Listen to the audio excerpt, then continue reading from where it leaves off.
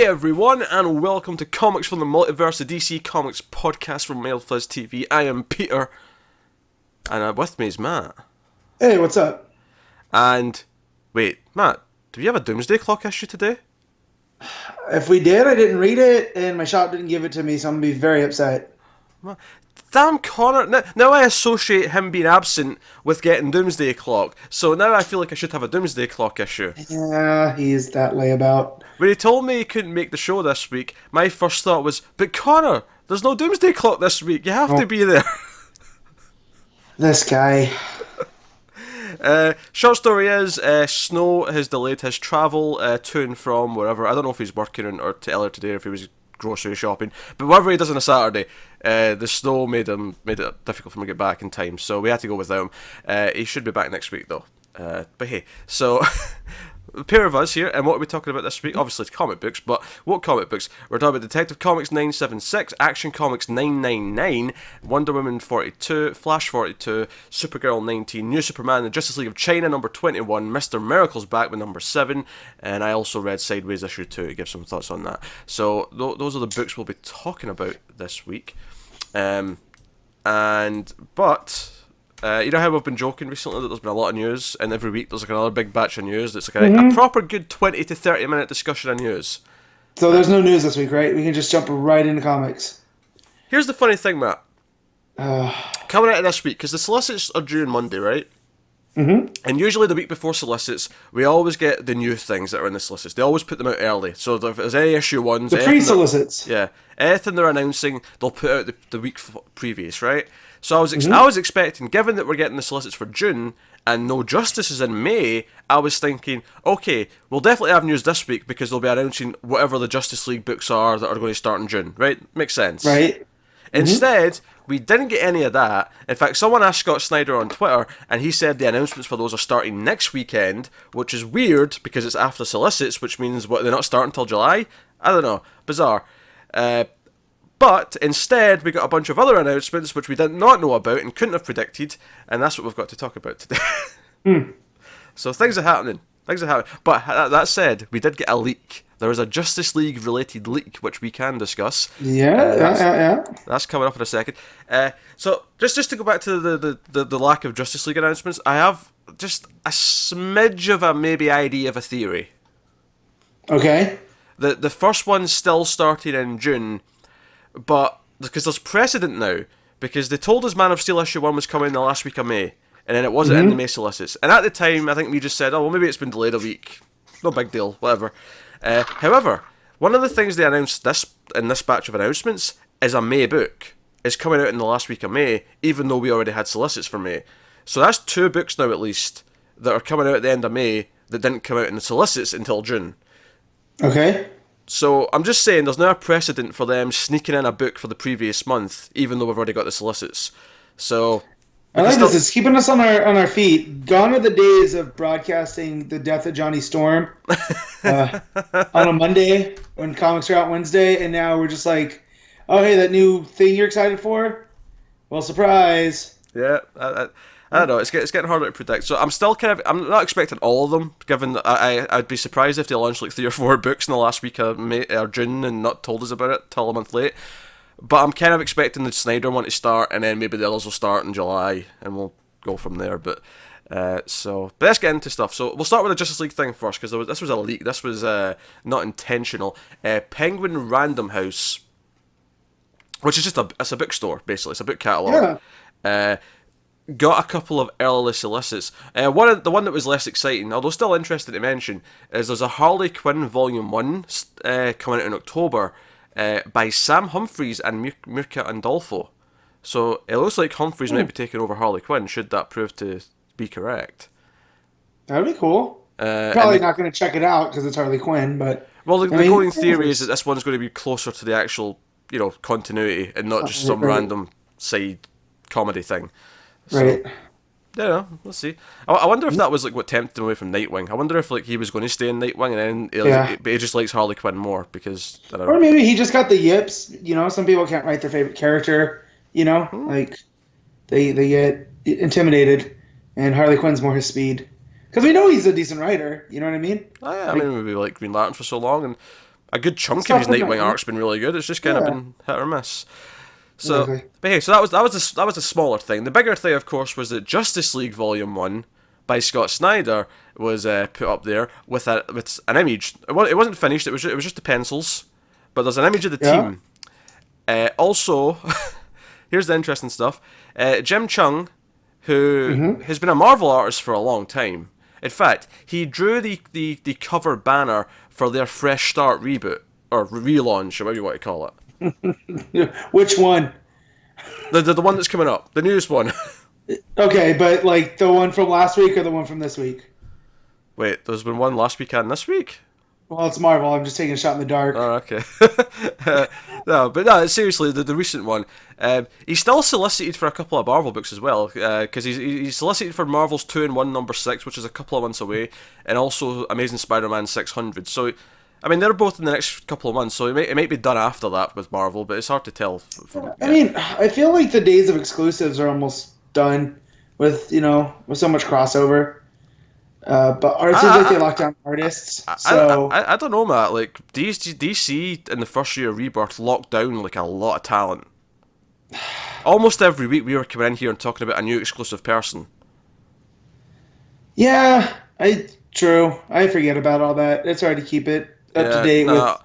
Most of DC's, I mean, maybe not most, but I'd say a significant portion of DC's talent is actually locked down into exclusive. In fact, Marvel just this week announced Chip Zdarsky is exclusive to them. So I love that announcement because he says I can do whatever I want. Maybe, that's just pretty funny. But yeah, so Chung, that's exciting because the art looks great.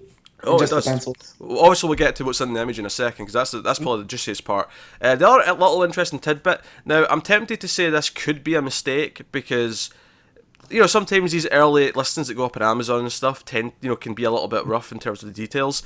But it has Jorge Jimenez listed, but not as an artist. It has him as a co-writer, which that would be. I mean, it's possible, but it's like it's out of nowhere.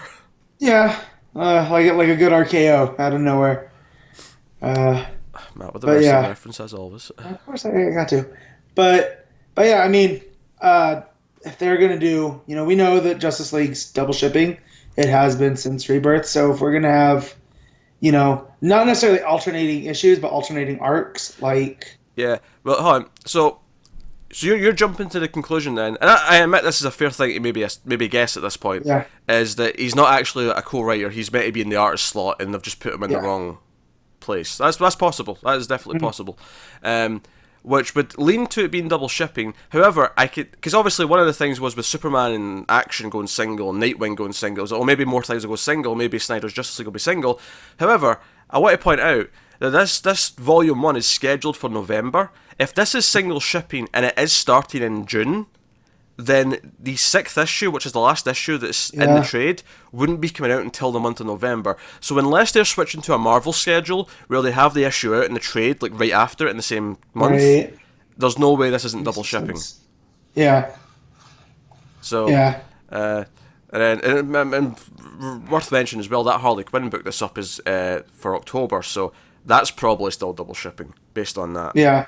So it seems to be that they're not shifting to single shipping overall. It's just some books will be, some books won't be, just depending on how they sell, I guess. Yeah, I mean, that said, I think only a couple need to be double shipping anymore, and I feel like Justice League should be. Harley Quinn, I don't know.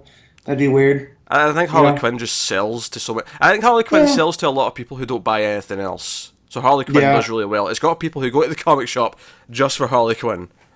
Yeah. So, I mean, but I could see, the Actions, Detectives, the Justice Leagues, all those. We know Superman's going to single because Bendis is doing both Action and Superman. We think Action's going single as well. Admittedly, that's not confirmed. I don't think they've actually said that outright. It just looks like it is, based on what they've said so far. And I think Batman Detective will stay double. I think Flash will stay double because Batman Detective and Flash are out of the regular books, I think, are the consistently best-selling of all the books, so I feel like they'll all stay double. But that, and you have one of the designers of all this right now with Williamson in there on Flash still, so I'm sure he still has a lot of story to go. Yeah, having said that, maybe it would go single because he's also doing a Justice League book, and maybe that'll be a reason to slow it down a little bit. I don't know. So many options. But so that's a lot of speculation. So we need to kind of wait and see what they're doing. But it does seem like Justice League is staying double shipping based on when this trade is scheduled to come out. Because they physically, unless they switch to the very right, like, you know, because Marvel do that thing where the last issue comes out and then the trade's out the following week. Yeah. Unless it's like that, there's no way the first book can make it in November unless they're double shipping. So, and that would lead to, you know, maybe, okay, yeah, it would make sense that there's two artists then if it's double shipping. So that's good, and then, you know, both good artists, so that's all good. Assuming Jorge Jimenez is doing the art. If he is co-writing, then cool. We'll wait and see what that's like. Yeah, that's pretty cool. It's so weird just for him to pop up in a co-writer. Well, because as far as I know, he's not done any writing. At least not I know of.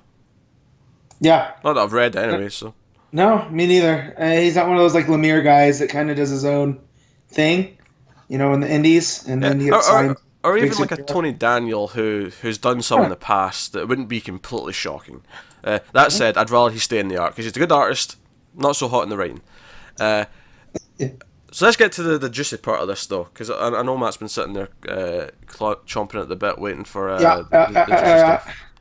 Which, what are you doing? I see you typing and looking at things, Matt. Well, number one, I'm trying to get this image to pop up that we're going to talk about because the site I was on, it got lost somehow. So I'm finding back other ones. And then I typed in George Jimenez to see if he's written anything. So okay. He's doing research. Yeah. All right, I approve. Just over there typing away. I'm like, Matt, stop looking up porn and pay attention to the show, goddammit. Oh, I couldn't do that and talk at the same time. I have a one-track mind. So you guys all know. But comics is covered under that one track, so we're good. Yeah, so anyway, so the cover image, though, reveals who's on the team. That's the big thing here. And you know this was not a planned thing. This was a leak, because the talent aren't allowed to talk about it. And Scott Snyder, normally when something's announced, Scott Snyder will be talking about it all over Twitter. Yeah. After this, dead silence. He's kind of like in Wizard of Oz. Pay no attention to that image that got leaked. Yeah, so... My only worry now because of this is that next week, because he said the announcements start next weekend, I'm worried that this is the only one we get next weekend, and it'll feel kind of like, oh, well, we already got most of this last week. Yeah. But hey, first world problems. Anyway, so, on the team, obviously we have most of the people you expect who are on the team right now. Batman, Superman, Flash, Wonder Woman, blah, blah, blah, blah, right? In terms of what's changed, in terms of who we've lost, Baz and Jessica are nowhere to be found, right? Nope. So they're gone. Everyone else who's on the team now is still there, including Cyborg. We were speculating that he might not be on the team after this. He'd be on Teen Titans. That doesn't seem to be the case. No, they still need a teleporter. I mean, come on. Apparently. However, who is there? So we have a Green Lantern. That is John Stewart. Which one? John Stewart is the Green Lantern on this book. Which is interesting, and it maybe speaks to Snyder maybe being a fan of the animated series. Doubly so, because guess who else is there? Hawkgirl's there. I was going to say, there's two more options. I didn't know which one you were going to do first. Yeah. Well, no, the reason why I say Hawkgirl first, because she was, like, I think of her specifically from that show, whereas Martian Manhunter, who's the third other character who's there, that's new, I associate him with always being the Justice League anyway, just not in the last couple of years. Yeah, I mean, they were the big seven. That was under Morrison. You had Bats, Wonder Woman, Superman, Kyle Rayner, Wally West, and then Aquaman. Who were the other two? Was Aquaman in there? I think Aquaman was in there too. And then Manhunter, and then the show, shifted that by swapping out Aquaman for Hawkgirl.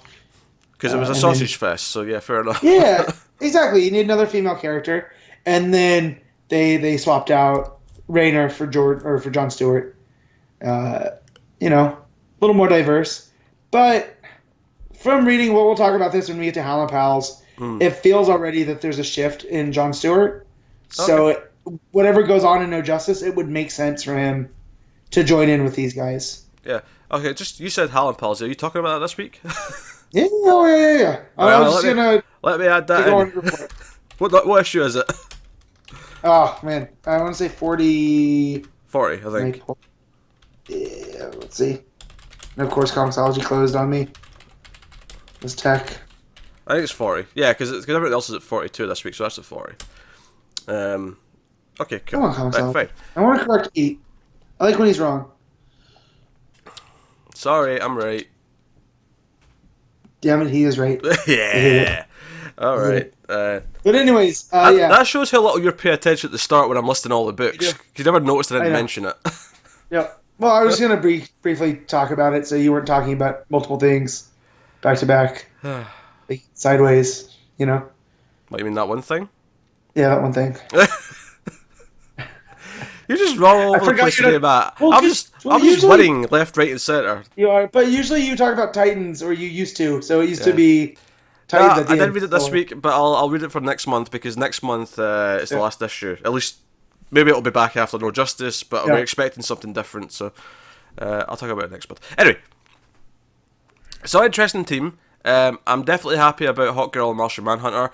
John Stewart's fine. I mean, he's not my favourite Green Lantern, but I feel like you can just kind of slot anyone in. I think the more interesting question because of that is, okay, where's Baz and Jessica? Are they on one of the other teams that we're going to hear about soon? You know, is there another book that's got a team with them on it? So I like the fact that they were ingratiated into the Justice League because it made them feel important without like just tagging them there. Just like, hey, let's. They felt like the new recruits, kind of like when Kyle was there initially. You know, like he was the regular guy that was hanging out with all the rock stars and couldn't believe it, and that's kind of how Simon and Jess were early on. So, you know, but I'll take John Stewart. I like John Stewart in team atmosphere. I don't know if I necessarily like him as like the star of his own book because I think he bounces off of people real well. Yeah. So seeing him bounce off of Manhunter and Batman and. You know, that should be fun. I'll just say it's really great to see Martian Manhunter on that cover with the rest of the league, finally. After 7 years of ignoring him. Well, and even before that, you know, post Blackest Night, he really didn't have anything to do. You know, so it was even beyond those 7. Yeah, well, he was part of Brightest Day, but yeah, post Brightest Day, yeah, there wasn't a whole lot of him, really. Oh, so... But like you mentioned, the Cyborg thing is a little bit weird considering the story that we're getting with him in some of these other books and how he's, you know... Yeah, I really felt like he was building up to doing something different. Yeah. But being like his own leader, like especially with what they're doing with him right now with Priest. Yeah, I mean, maybe they'll still have him lead the Teen Titans, though. Maybe that'll still be a thing. He'll just stay in the league as well. Just because comic book characters can do tons of things at the same time, because why not? Yeah. Oh, and then with Hawkgirl too, she's not the Lady Blackhawk. She looks like traditional, you know. Yeah. John's era Hawkgirl. So yeah, we'll see how that shapes up, and I like that. Obviously we'll get to another book that was announced this week in a second, but I like that some of the stuff from Metal seeming to have a big effect. You know, Hawkgirl, you know, they put her in there quite prominently, Kendra. Yep. And now it feels like, okay, she's going to be a hero again after all this. You know, she's going to stop being this Lady Blackhawk character. Yeah, I feel like with what her and Carter went through, I feel it's a better version of Superboy punching the walls, Superboy Prime, of reality. You know, so I feel like their exploits and with the Nth Metal, you know, we can put them back into continuity a little bit easier. Yeah. And they feel like they belong. Because she looks like she belongs on that cover. Like, oh, she does. It's pretty awesome. So no, it's exciting. So we should start getting proper details. Whether we get it for the show next week is questionable because he said the weekend, so it could be before the show, it could be after the show. But we should start getting proper details for some of this stuff next week. I'm excited because I'm expecting a lot of books to be announced out of this post No Justice. So we'll see what they are next week. However, we have some pre-No Justice books announced. Or well, not pre-No Justice, but pre the announcements of the No Justice books. So first up this week, we got an announcement of a Hawkman ongoing series. So yeah, when we said the Hawks were coming back, we meant it. So we got Hawkgirl as a prominent member of the Justice League. Hawkman's getting his own solo book. I wonder if Hawkgirl will also feature in here. We'll find out, I suppose, later on. But there was rumours way back that this was going to be a Jeff Lemire book. That would have been a bit more exciting, I think. But regardless, they have announced that Hawkman is getting his own book, an ongoing book, written by Rob Venditti and illustrated by Brian Hitch. I'll admit that is not the most exciting team in the world to me. No, but I am excited to see Hawkman back. Even though I'm not a huge Hawkman fan, And it felt like something was missing. And also, that's another tie to the Justice Society. So Well, it is, yes, I feel good like we're getting another step closer to that. So I can look past this creative team for that. Yeah, obviously we'll give it a try. Like I'm not obviously I mean, because Venditti might be better on this than he has been in the past with other things. I think my thing with Hawkman is that I don't necessarily love him either. I think there's been good stories with him in it. Obviously the JSA stuff specifically, but I feel like he's someone who's never really been elevated to like a proper B plus character, or if not an A character, and I feel like I want them to do it. Like I keep every time they announce a Hawkman book of some kind, I keep wanting them to nail it this time, make him a bigger character, do it, make Hawkman a big thing in the DC. Yeah, I feel like Shazam was at that level, and now his absence has almost thrusted him up into that A/B level, like lower A. So maybe the same will happen with Hawkman, and as long as we get a consolidated origin, it's not all over the place. If he's Carter Hall adventurer, cool. Well, I think that was the point. I think that was the point of Death of Hawkman, and then everything we've got in Metal, where he was this guy who was like collecting artifacts and studying the past throughout his resurrecting life, and then then we'll get the fresh Hawkman that hopefully. Yeah. And I'm wondering with Venditti, because he likes bigger casts, if we're going to get like what Johns did with Robinson, where we get like peeks at the different lives. Maybe. It's worth mentioning as well, because this news came out first, and we were speculating, I wonder if that means he's running Green Lantern Corps ending anytime soon. And sure enough, he announced on Twitter this week that his last issue of Green Lantern Corps is number 50. Yeah, so that's 10 away. We had 9 more. Yeah, 10 away. And what's interesting about that is that he started so early, the New 52. Of the main book, it's like 70 plus issues. He actually confirmed on Twitter that, including like annuals and crossover issues and whatnot, that'll be about 85 issues of Green Lantern when he's done. Yeah, that almost rivals John's. John's is in the 100 or so between everything. Because he had gotten up to like 60. Yeah, but he only had 20 on New 52. So yeah, but he also had Blackest Night. Yeah, I suppose if you count Blackest Night. Yeah. Yeah. Which was a random story. So, he's up there. He's made an impression. I just wish it was a little bit better. Yeah. I mean, that's the thing. I didn't like his start of his Green Lantern. I tried that again with Rebirth, and I just wasn't into it. Maybe one day I'll go back and give it a proper try, but I feel like... And Howlin' Pals has been so up and down. Like, the joke is Connor keeps pulling me back in when I'm like, okay, I'm kind of... Not that it's ever been bad, I just like, I don't have time. But, with some of the stuff that's been going on, it's in an up phase right now. And hopefully he can just, maintain. Hopefully he's at a high then. If it's in a good place right now, hopefully it just keeps that till the end, because he's so close.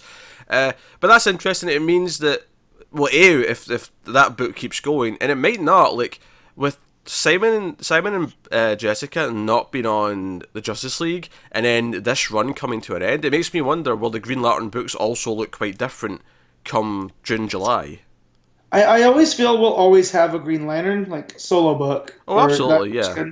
Kind of like what Green Lanterns is now, and we'll have a core book. Which to be fair, I mean, it's technically not a solo book, but yeah, it's close. Yeah, you know what I mean? Like, yeah. Where Green Lanterns feels like it's part of the overall world of the Green Lantern Corps, but it's really about Simon and Jess. So, versus Howlin' Pals, which right now is about the Corps. And I just wish that book was called Green Lantern Corps, because, John's had some moments and Guy's had some moments. So I think that's where we're going to be going now that Venditti's off. And just a straight Green Lantern Corps, yeah. Yeah, they can rebrand it. They don't necessarily have to relaunch it. Just, this is the Green Lantern Corps now. Yeah. So there you go. So there's news. So Green Lantern Corps runs ended at number 50, which does mean that maybe they're intending this Hawkman monthly book being a big deal, because he's going to focus on it. Maybe he'll be on another book as well that they'll announce if there's going to be maybe 2 monthlies or something. But so maybe we'll have a relaunch of some kind of that book afterwards, the Green Lantern one, and we'll see what's going on. Alright, so moving on. So next up, we had another announcement for a mini-series Gail Simone, who is definitely not exclusive. She is jumping between companies like no one's business. Everywhere. She has been announced that she is writing a 6-issue Plastic Man mini. That's good. Yeah, there you go. Straight from the page of the Terrifics. She's teaming with artist Adriana Mello. So, yeah. Worth mentioning as well is that all 6 issues have already been written. She's actually finished writing it. Yeah. So if there's any delays, it's the artist's fault. Yeah. She's done. But hey, so that's launching in June. And there's the front cover of the first issue is up. You can go find that. You can also find a couple of the interiors from the first issue as well. So, what was the super pet that was from Plastic Man? Oh, it was the bird. Yeah. Yeah, the parrot. Yeah. I wonder if the parrot's gonna make an appearance. That'd be great. I'd love to. I think this is great. Obviously, I don't expect Plastic Man to kind of hold his ongoing, but it's nice to get a 6-issue mini out of him and focus on him a little bit. And Simone can be pretty funny, so sure the humor will be everywhere in that book. Yeah, and he's supposed to be a funny character. That's his whole thing. In fact, when she announced it on Twitter, she said that this is a character that people have been asking me to write for years. So she's cool. all excited. So yeah, that's good news. Not done yet. More news. No, there's more. There's more. So, Tynion is leaving Detective Comics at 981. That's his last issue. Mm-hmm. So we're expecting something else. We knew that June would have to bring someone else on board. They've announced who's doing the next 5 issues of Detective Comics. Okay, and that person is? That person is Brian Hill. Who is Brian Hill? That's a good question. If you don't know who that is, he is currently writing the Wildstorm Michael Cray spin-off, right? Oh, I've heard good things about that. Yeah, he's also known for doing Postal at Image, which has also got a lot of good buzz. So this is someone that I don't think either of us have read any of his work. However, the consensus on the stuff he has written and is out there seems to be pretty strong. So that's a good sign. That's a good sign, right? It does seem to be only the 5 issues. Someone actually was asking him on Twitter, and he kind of responded with, it's 5 issues and he can't say any more until later. I have very obvious theories, but I'll explain what the 5-issue arc is, and then I think you'll know what my guess is going to be by the time I finish describing it. So, here we go. So, he's, Where are we? Right, so... Yeah, so this is a 5-issue arc in Detective Comics that will team Batman with Black Lightning. Huh, I wonder where they've ever teamed before. The arc is called On the Outside. Huh, weird. Sounds familiar, doesn't it? Just a little. That starts in 982, it starts in June, of course. So, Joe, it's funny because Cedric's been posting those images on Twitter. He's got a new DC book coming that's announced. You know, Dolphin was there, Nightwing was there in his metal outfit, as well as Starfire, but Pete didn't recognize her. I did recognize her, thank you very much. And we were thinking, maybe that's like one of these Justice League books, but maybe more specifically it's an Outsiders book because it's such a bizarre, Nightwing's led that team before, so maybe that's an Outsiders book. However... And I'm weird that way because that's what I think of first. I know it was Batman's team first from the 80s and whatnot, but when I started reading comics again in the early 2000s, it was Nightwing's team. You know, so that's what I jumped to when I saw that image of Nightwing. I was like, oh, cool. But now there's this, and I'm just like, I don't know what to think. Well, here's the thing. The arc is going to involve, the solicit for the first part of this mentions that Batman brings in Jefferson Pierce to train Cassandra Cain and Duke Thomas. So, it kind of feels like there's going to be an Outsiders book spinning out of this, and it's going to be Black Lightning leading the team with characters like Cassie Cain and Duke Thomas and maybe some others that might be relevant. I get that he's a teacher, but why can't, like... Well, when you say teach, I don't think it's necessarily train her to fight, because we know she can fight. She can fight better than anyone else. I know that, but... Yeah, that's such an odd pairing, Duke and... Cassandra Cain. Here's my thinking. I'm wondering if this is going to be an Outsiders book that kind of is the new Detective Comics in the way that it's going to be like all these like back characters with Black Lightning sort of leading the team. I can kind of see it being that. Yeah. So I'm just glad. Well, maybe we'll see his daughters pop up too. You know, he had Thunder. Yeah, Thunder and Lightning. My only real question here is, like, I'm really happy. My favourite part of all this, obviously, I've been enjoying the Black Lightning TV show, so I'm glad. I'm like, okay, yeah, give me some Black Lightning in my books. That's cool. My biggest takeaway from this though is, okay, Cass is still around, because obviously we're ending Tynion's detective. I was worried where she was going. Now I'm just concerned, where is Steph? So if Steph wants to end up on this team with Black Lightning, I will be also okay with that. I'd be delighted by that. Yeah. But hey, although with Birds of Prey ending too, I feel like that's right for a relaunch with Steph. It could be. Yeah. There's options here. We obviously we're just speculating. We don't really know. Yeah, we'll talk more about this, I'm sure, when we get to tech in the review, because there's a lot of stuff. It feels like it's being seeded now. However, I think what we can agree on, 5-issue arc that seems like a guest arc where he's not like sticking around. Yeah. Called On the Outside, with Black Lightning training some back characters. This is leading to an Outsiders book, right? That's the one part we agree on, right? That's what it feels like. That feels like a dead certainty at this point.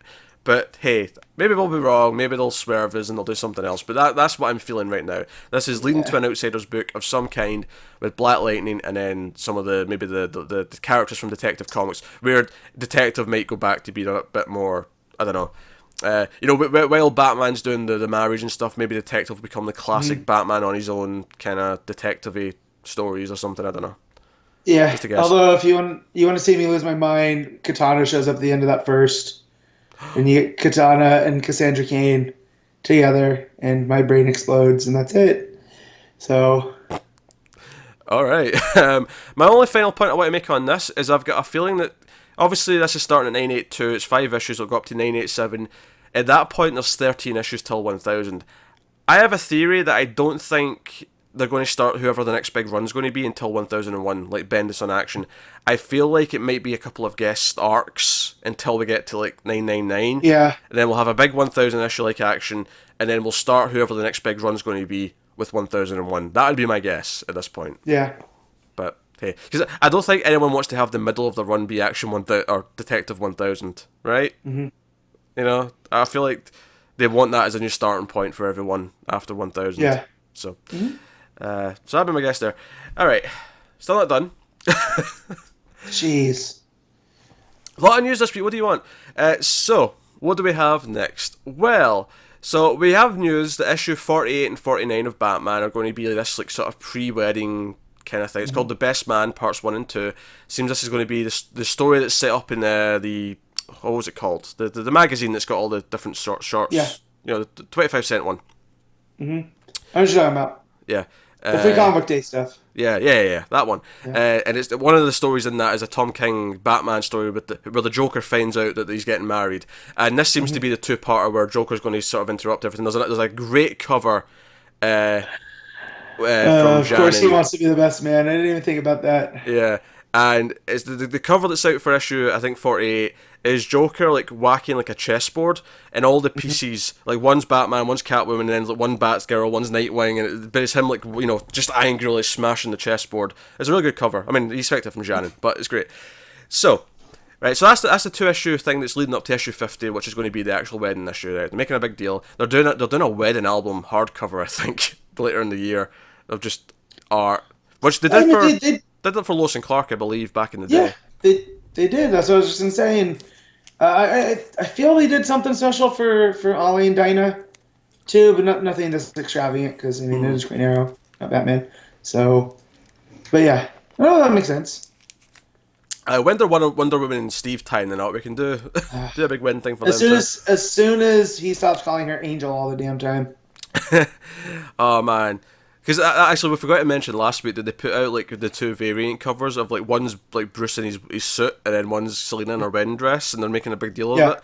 I'm just like, I can just see them doing that for Wonder Woman later on, and it'll be like a dress that has her color scheme like somehow integrated. Oh no, she gets married in battle armor. Oh sure, I'm not going to argue with that. So anyway, so we have that 2-issue arc leading into it, but the big thing they've announced here. Mm-hmm. Is that there's going to be 5 one-shots Before the Wedding issue. All written by Tim Seeley. So, okay, Tim Seeley. That's cool. I'm into this. I like Seeley in the Bat realm. Yeah, I like Grayson. I like Nightwing. Yeah. So basically, what this is, 5 prelude to the wedding one-shots will all explore different storylines that will take place as the Bat and Cat prepare for the big day. All issues are written by Tim Seeley, who is accompanied by different artists in each issue. I've got all those artists as well, I can tell you as we go. And the 5 covers will connect to make one big image, right? So that's what's happening. And basically what each of these are, is each one focuses on a different member of the Bat family, fighting a different villain from the Bat family. So it feels like during preparing for the wedding that each of the characters, like, maybe Dick's trying to get the rings ready and he ends up, fighting Hush, right? That's this issue, Nightwing vs Hush, right? So here's the 5 books. I've got descriptions for all of them. I'm not going to read them all because we'll be sitting here forever reading 5 descriptions, but I'll tell you what they all are and who the artists are for each book, right? So the first one, and this is the book that was referenced earlier that's out in May, so this is actually kind of like being kind of retroactively solicited. So on May 30th, we're getting Robin versus Ra's al Ghul. So that's Damien versus Ra's al Ghul. Yep. Art in that one's by Brad Walker and Drew Hennessy. So, right? So that's that one. And these are weekly, of course. So the following week, you get Nightwing versus Hush #1. Art in that one's by Travis Moore. Week after that, you're getting Batgirl versus the Riddler #1. Art by Minkayu Jung. That's probably the most exciting one so far. I kind of like the idea of that. Oh, no, wait. No. Nightwing versus Hush. I saw that, and oh man, that's exciting. Fair enough. Week after that, we're getting Red Hood versus Anarchy #1. Not as excited for that. That is Tim Seeley, so I mean, obviously we'll read it, but like, art's by Javier Fernandez on that one, and the final one, the week before the wedding, is Harley Quinn versus the Joker #1, which is an interesting one, because Harley Quinn apparently is there's Selina's friend. She's like on the bride's side, which is actually kind of a cool touch if you're a fan of Gotham City Sirens and various other things. Exactly. Art on that one's by Sami Bazari, or Basri, sorry. So that's the whole thing. I want to read the Batgirl Riddler one. What's this? On the eve of Batman's wedding to Catwoman, 2 of Gotham's finest minds clash, and her role as Oracle, Barbara Gordon, wired all of her allies together. But when the Riddler takes on Batgirl, that doesn't really tell us anything. I thought it was going to tell us what they were all doing before the wedding, and that's what led to them fighting. But the Nightwing Hush one, it says Dick Grayson has a lot of responsibility. Being the original partner to Batman, he's the natural choice to be Bruce's best man. So if anyone has to get to the wedding, it's going to be him. Too bad Hush has other plans, and maybe Bruce Wayne does too. Yeah. So I kind of like the idea that all these are either going to start on the day or the night of, or night before, where they're either preparing or on their way to the wedding, and then get interrupted by a villain. It's kind of like Hangover Gotham Edition. It kind of is. What I like about it is I like the idea that it's like, of course, Batman's wedding would be the most chaotic thing to get to ever. Oh, yeah. So, yeah, I like it. You'll be delighted to know that's the end of the news, Matt. Oh, good. We're gonna talk about the quick movie news. I mean, actually, here's the thing. I actually took out some news because they also announced more Hanna-Barbera one-shots where it was like mixing up the because the guy who's doing Detective. To get back to that news, Brian Hill. He's doing one of the one-shots, and where is it? Yes, it's a Black Lightning one-shot where he teams up with Hong Kong Phooey. Yeah. I'm all for it. That's great. And it has a hilarious title. You want to read that full title real quick? Oh, let me go back down to it. Who the hell cares? You should just buy it because it will be great. That's pretty good. That's pretty good. I mean, that's the spirit of Hanna-Barbera in a nutshell. Oh yeah, honestly, we could do a bit of the movie news. I think I forget about it because we do the movie news show, but yeah, we should mention it here as well. Especially since we're talking Mr. Miracle this week. That was my tie. If we weren't, then I would have let it go. But so out of nowhere this week, they announced that there's going to be a New Gods movie, and that they've hired Ava DuVernay, or she's in talks at least, to direct it. Yeah, and this was, people have been pointing out, probably in the works for a while, because when they had asked her Marvel or Star Wars, she's like, neither. Not only that, in December, on Twitter, she was asked who her favourite superhero was, and she responded with Big Barda, which is, even if she wasn't doing anything, that's a really cool answer. No, that's really unique.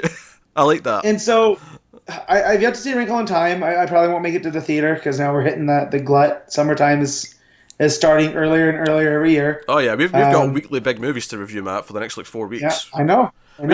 We've got Tomb Raider, Pacific Rim 2, Ready Player One, and then I Kill Giants all in a row. Yeah, boom, boom, boom, boom. So, yeah, no time for real time, but every review I've heard about it was it's visually fantastic. Story, not so much. But that makes me think of, like, her being able to capture the new gods and the awe and all of that. Yeah, I mean, Perfect. obviously the hope here, because I can't remember who, I've not got it in front of me, but they did hire a script writer as well. There's a writer been hired. Yeah. So if the script is good, and then she like nails the visuals, Yeah. we could be into something here. I mean, me and Cara were debating on the movie news about, what it might focus on, and how, like, Scott and Barda's like beginnings will probably be part of the plot, and how they'll, Darkseid will want to kill Genesis, and I definitely feel like you'd want to focus on them, but you also kind of want Orion because that's part of that initial story too. Yeah, I don't think it's going to be the main plot of the movies, Miracle and Barda, but I think that'll be like one of the 3 things it's about. Like, there'll be the overall war between Apocalypse and New Genesis, and then you'll have like him trying to escape and falling for Big Barda, and hey Matt, on-screen granny goodness. Yeah, That's a possibility here. Ed Asner's still around to do the voice? I don't know. The cartoons? Maybe. Yeah, I'm trying to find which writer that they got. I just pulled up the article, but I'm scanning and I can't see it. But I mean, that's pretty cool.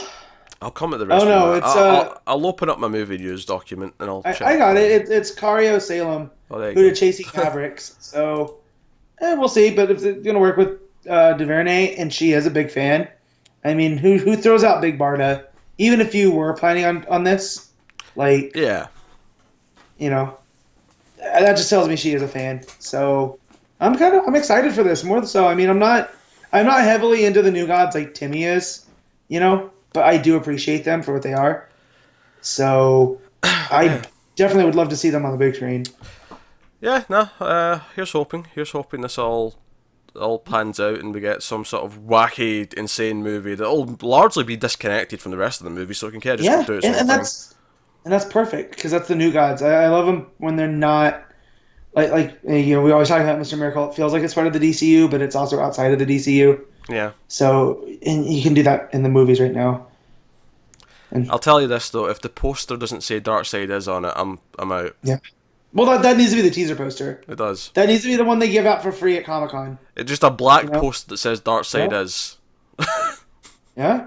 And at the bottom, just in small text, New Gods coming 2022 or whatever. Mitch Schrod's probably had the best tweet about this, where people are already fan casting it, and he's like, normally I don't care about fan casts; they're cool or sometimes they're terrible. But when you've worked on these characters as long as I have, right now, I'm like, you don't even know them. And it was pretty funny. So, but yeah, it's an exciting time for. I mean, the fact of a New Gods movie even happening and a Shazam movie, and after BVS came and tanked, it blows my mind. Yeah, and the Shazam set photos, the costume looks pretty good. Mm-hmm. So, I mean, these are B-level Warner's properties. You know what I mean? Like, you never would have thought. And Flash has a TV show again. It's not 1992. And it's good. Supergirl's on TV. Supergirl's on TV. We've got a Legends of Tomorrow TV show, which is a show full of C-listers as a team that is somehow consistently really entertaining. Yeah, how do they nail the C-listers but whiff on Batman for so many years until Nolan? I don't know. I really don't know. But I mean, like, hell, last week's episode of Legends, or this week's episode of Legends, featured them going back to save rock and roll because basically Infinity Stone. It's not an Infinity Stone, but it's basically what it is, right? It's a forever rock. Yeah, it messed up with Elvis becoming Elvis, and they had to go back and save rock and roll. Wow. That was the plot. I hate that you're gonna get me to watch that. And Matt, this episode's mild spoilers for this week's Legend of Tomorrow. Mild, right? But it resulted in Elvis having to play a song so that all the ghosts that came from the dead went back to their graves. That was a scene in this week's Legends. God damn it, that appeals to my terrible sensibilities so much. Hey, you've not even I'm seen behind the on ET Flash. episode. I'm behind on Supergirl. And now I'm behind on Legends. There's the ET episode of Legends not only does the whole thing where young Ray had like an ET thing that's actually a Dominator, baby Dominator, right? They actually do the flying past the moon thing at the end. Oh my god. Sounds like it's the funnest show on TV. Oh, it's a complete live action cartoon. Season 1's terrible. Season 2 onwards, blast. Yeah. Well, maybe I'll get caught up when I'm caught up on these other ones. And Black Mirror and all these other things I'm missing. I have no time. You watched the first Black Mirror though for the new season, right? USS Callister? I did. Yeah. It's fantastic. I love that episode. It was a bit, I mean, not to put you off watching the rest, but that was the best episode of the season. For me. Yeah, I've heard that, but I've also heard there's a couple other, Oh, there's other good ones. There's definitely another two that I quite like, but that was my favorite. It wasn't like it definitely doesn't feel like it's as divided as last year or last season, where a lot of people were all about playtests, like myself, and other people were all about San Junipero. I think they're all great. Just what appeals to you more. This one definitely I've heard more. That first episode was. I think the big problem is that there's one this year or two this year that I think are just kind of bad, and that kind of sucks. But hey, there's still a few good ones. It got renewed though. We're getting season 5, so we'll see what we get next time. With that said, though, Matt, is it time to finally get talking about books? I think it is. I love how you were complaining before we started that we had so much news. I know. And then you're the one who's like, oh, we got movie news to talk about as well, Peter. Let's talk about those. Yeah. Well, we can breeze through some of these books. The other ones I know we're going to take time on. But some of them this week was... I was a bit disappointed overall with some of them. This was a way better week than last week, Matt. Don't even start with the negativity. Yeah, but I also... There was things I came into with high expectations that kind of let me down. So... All right, I'm curious as to what those were, but we'll start with Detective Comics 976, James Tynion IV on the writing and Javier Fernandez on the art.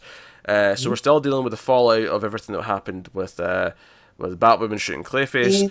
Not Batwoman herself. There's a lot about Batwoman. We see Batwoman with the colony, and she's with Azrael and Batwing. And they're going around being colony. And I kind of like their discussion because she's basically like, hey, 9 times out of 10 I agree with Batman, find another way. But there's always that 10th time where you have to do the killing, so we're going to be that. That's what we're going to do. So that's and it makes sense that Azrael's on her side because, I mean, he was the knight of the Order of St. Dumas. So he knows about that 10th time. And then I'm intrigued why Luke Fox is there. Just... outside of needing something for him to do, I don't feel like he's necessarily that in line with Kate, but it adds to a fun... Yeah, I think what how you justify it is you say that, okay, he disagrees so strongly that there was another option with Clayface, that's made him see the idea that, no, sometimes you do have to go that final step, and that's why he's on her side. He just agrees with that, basically. Oh yeah, I'm not put off by it. Like, I like that visual of when we get introduced to, send them in, and you turn the page, and it's Batwoman in her new colony suit, which is basically her old Batwoman suit with a new logo. Yeah. And Azrael and what's his name? Batwing. I kept wanting to call him Bat Knight, and I was like, that's not right. But Batwing, yeah. Yeah. So, and we start with like a flashback to like Cass, like, beating up some bad guys, and then Clayface comes in as a help, because you don't realise it's a flashback at first, because at first you think, oh, she's dishing out her anger because she's still upset, but no, this is a flashback, and Clayface comes to help. No, it said a couple weeks ago, up in the corner. Oh, did it? Okay, I didn't notice that. Yeah. That's my bad. Yeah. I mean, but either way, it still works because you're not expecting Clayface to pop back in, because you don't know how much time has passed since the last issue. So, but yeah, and then Clayface comes in and makes you feel sad because you actually care for that big old ball of mud. You do. You really do. And it cuts to like Cass in therapy with Leslie Tompkins, and she's just like, "Oh, what if they have to kill me one day?" And like, because she's like, it's like the way it ends. Because I love the way this double page like layout ends, because she's talking to Leslie Tompkins, and she ends it with, "Yeah, I mean, eventually they have to kill her. But what if they have to do that to me one day? What if they can't trust me?" And there's a final panel, just Bruce. He's watching this conversation in the cave, and he's just got his head down. He feels like he's failed. You feel the failure from him, and it's just like, oh man, this hurts. Because I think what I've really come to learn actually about both Detective and Batman right now, is that they're both in a lot of ways about Bruce actually kind of moving on and like healing from what, you know, he's not just about, oh, my parents died, I need to war on crime. You know, Batman's about him accepting that he's allowed happiness, so he's going after, you know, he's marrying Catwoman. This book's about him actually building a family, and it's starting to crumble, and it actually hurts a lot because it felt like, though, there was potential here, and you know. Yeah. So weirdly, both about his failings. It's like maybe he's not the best leader, despite his best efforts, because his way always isn't what's best for everybody. No. You know, and he's slowly. I mean, to be fair, most great Batman stories deal in some way that he's not actually perfect. He just tries to be the best he can. Well, that's why I loved Morrison Run so much. Is you didn't have that Bat God that's infallible and he's always has a plan, and you know we got to see the different ways he was dealing with this assault that you know attacked his psychology more than anything. Yeah. And here I feel it's not along those same lines where he's getting attacked, but.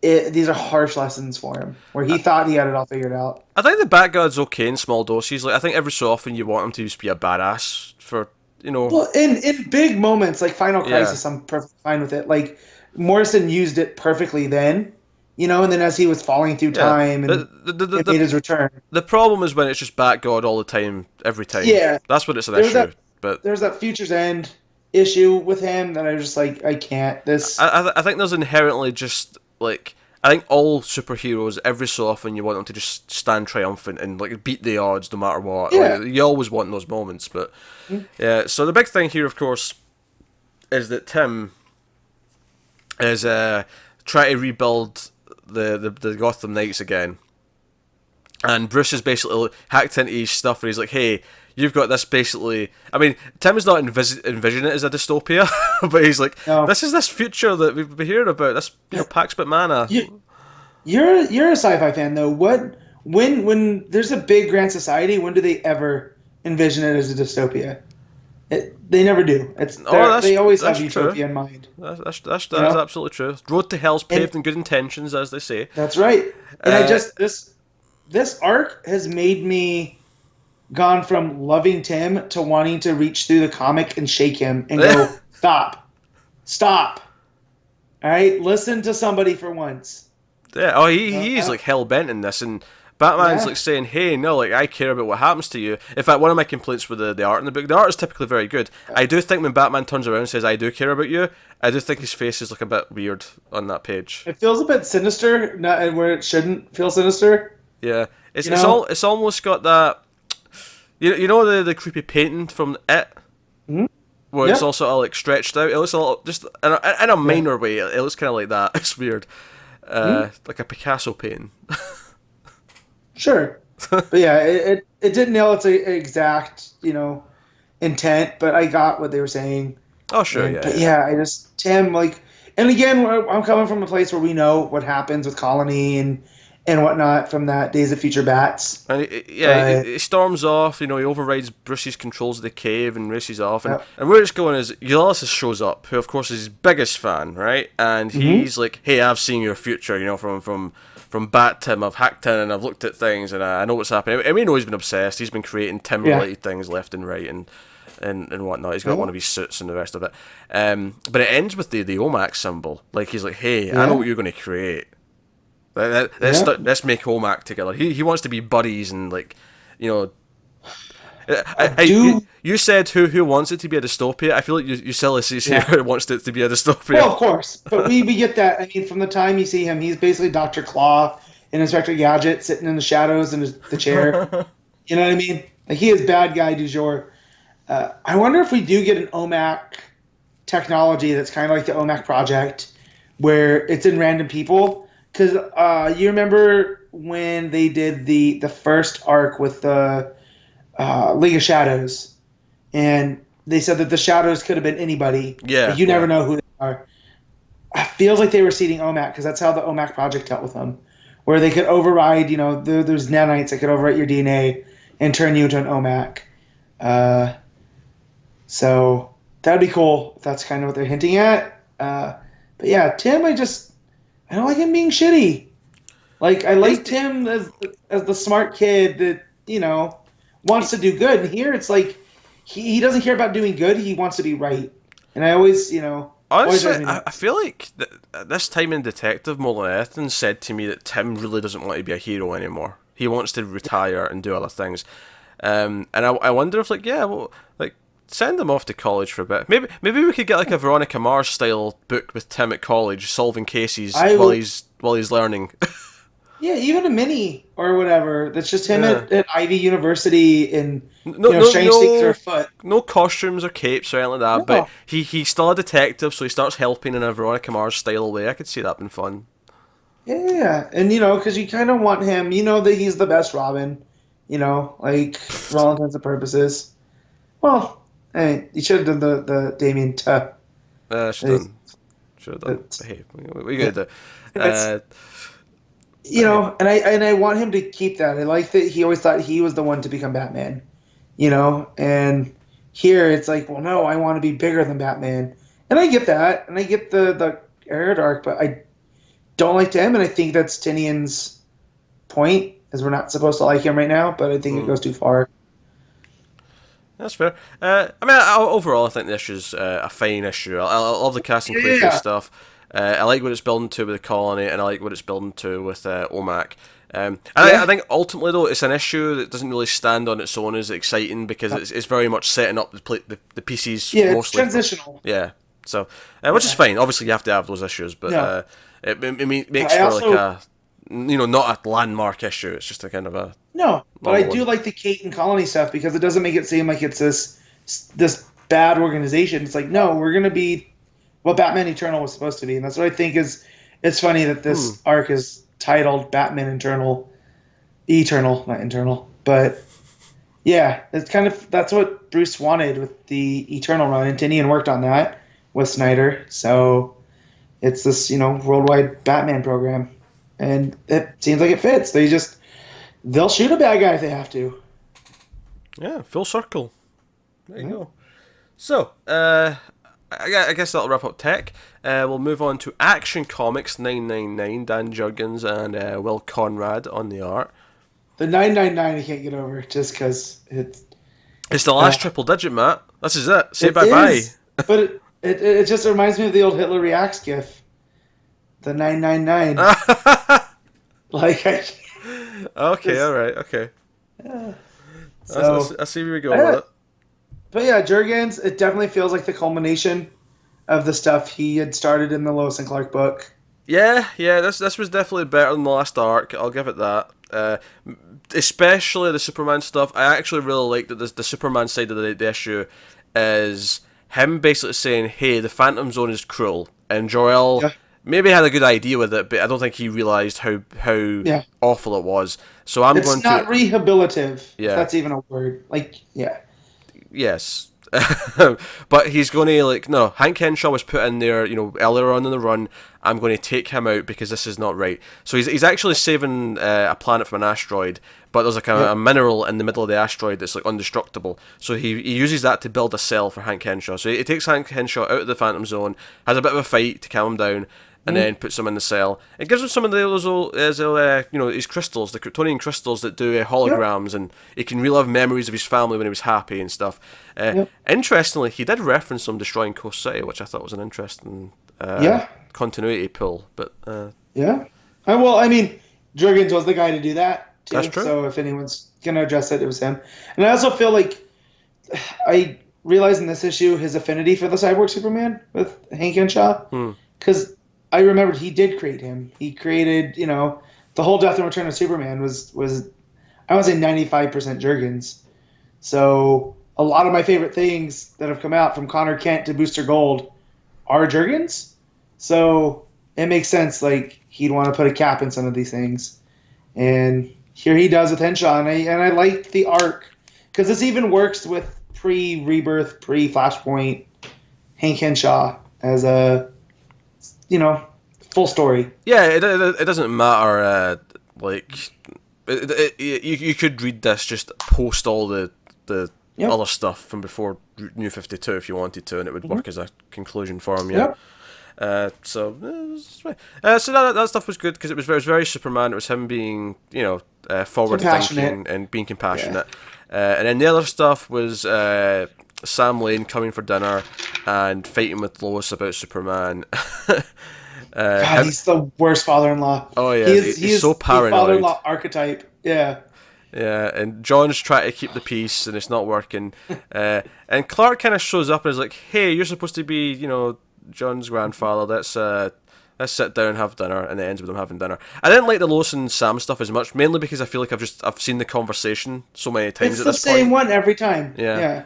So that's right. The ending was sweet, but the Superman side of the story was definitely the one that I enjoyed in the book. Yeah, this is one of the books I was referring to was a little disappointing because I did like the Cyborg Superman stuff, but the Sam Lane, all of that setup that we got with Booster changing the timeline and all this just for Sam Lane to just go, oh, okay, I love my family. Yeah, I still don't trust Superman, but I love my family, and it's kind of like, felt kind of wasted, but you get that maybe Jurgens had to wrap it up quicker because Bendis is coming,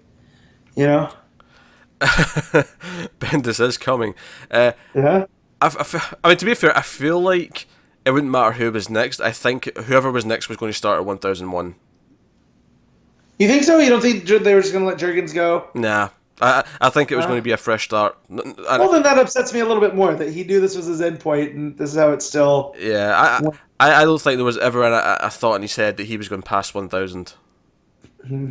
Because I'm chasing the arc from Rebirth and the whole Zod stuff that he had done, that he had set up with when Superman went blind, and then Cyborg Superman.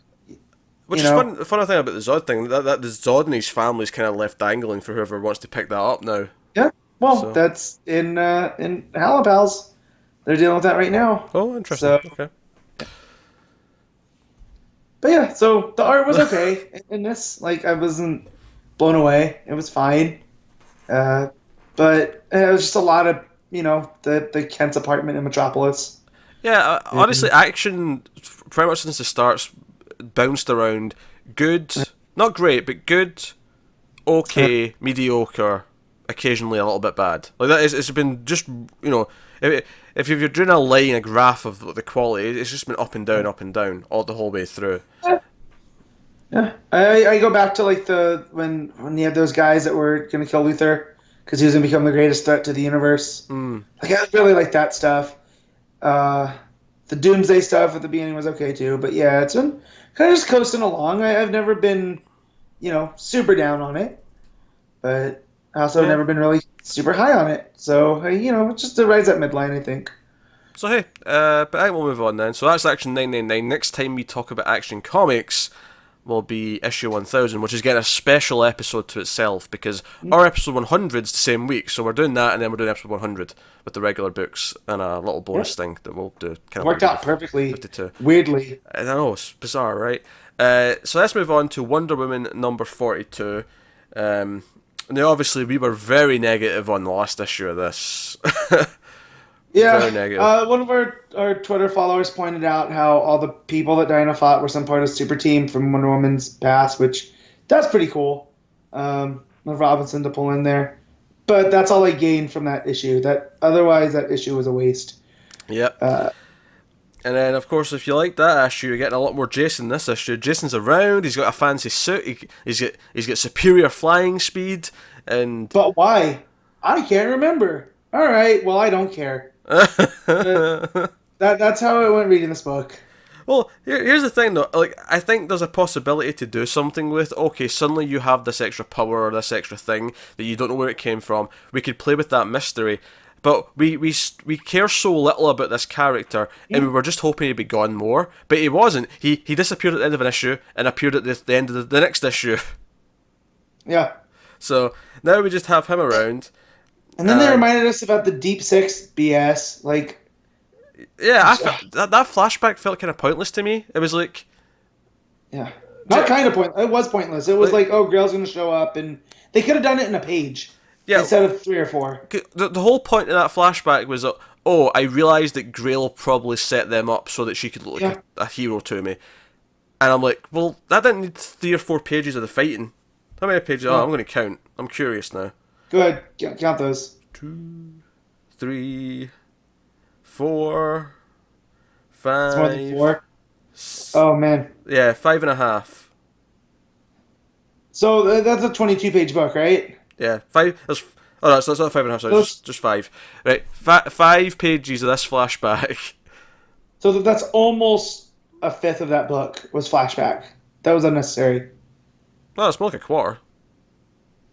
Yeah, I was rounding down, but yeah. Ugh, God, I hate Jason so much. You can hit that button. I don't care. I'm over It's it. happening. It's happening. The one over my face too. That's great. Look, it was setting up to. Yeah.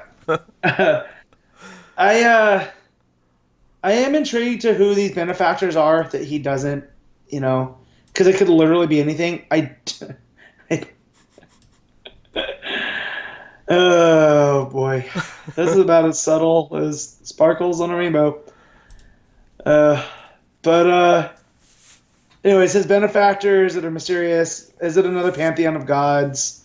I kind of hope it's not, because I like how Rucka had dealt with the gods, and even how Azarello had dealt with them. This just makes it go back. I don't know. Yeah. I even mentioned actually. It's James Robinson and Jesus Merino. The art's pretty decent. Yeah. That's one thing. Art's decent. Say. Yeah. I'll also say I do kind of like how when they get to Grail, because the issue all in the flashback is them flying to get to Grail because they know she's at X place, and Wonder Woman fights with her. The fight's okay, and then she gets her in the lasso. I actually did kind of like the interrogation, because it's like, okay, well, she can't lie. It kind of ends with her revealing that she has the power now to kind of break out of it, which, okay, alright, fine, whatever. Yeah, because she's the blood of Amazons and Apocalypse, so that makes sense. But no, I actually did kind of like some of the beats in there. I liked when she's like digging for information, and she like mentions, he's trying to like, connect to the old times and the gods and other parts of the pantheon. It's like, what do you mean other parts? She's like, Themyscira. It's like, and Wonder Woman's reaction to like finding out Darkseid's trying to get to Themyscira before it became like, cut off from the world. I'm like, okay.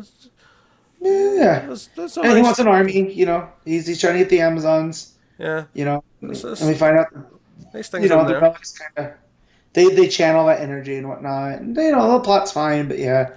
I don't like how much, like, I'm pretty much a fan of most things Johns does, but this might be the worst thing he's ever done, is give us Jason. Is set this up and then leave and go, hey, someone else take care of this. Yeah, have fun. Oh, your mic's going, Matt. You can literally do anything you want.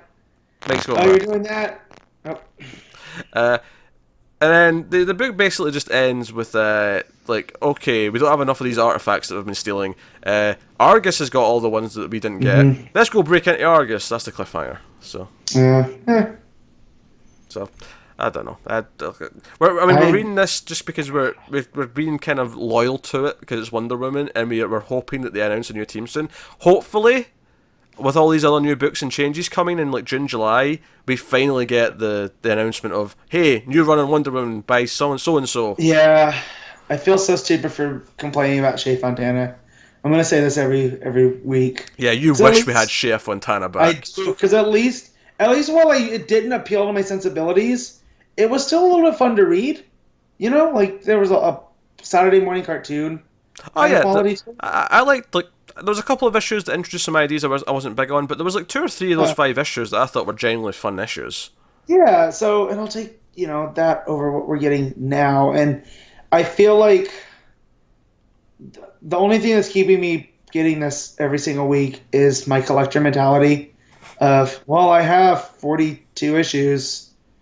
40 issues, I might as well keep going. And you know that like issue 49 is going to be the start of a new run by someone you care about, and it's like, I don't want a gap. Exactly. Which is terrible. Because that's what happened to me with Superman when the writer that must not be named was on there. I finally dropped it for the first time in like 10 years. And as soon as I did that, they announced that Johns was going to be writing. So now I have like a 3-issue gap in between those. Not Johns' best work, admittedly, that little Superman run. It's not, but it was better than, that other writer. Oh, of course, yeah. So now that's Wonder Woman. I've got nothing else to say. Let's move on. Flash number 22 next. Joshua Williamson and Dan Panosian on the art. The art would be my one main negative here, is I think the art's a bit rough. It actually gets rougher as it goes.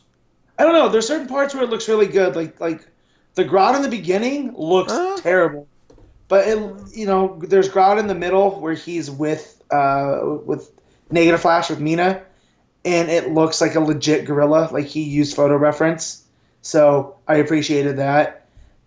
Some of the up close stuff is okay. I didn't like the coloring because the coloring made it look like a pulp comic at parts. At least the physical copy I was reading.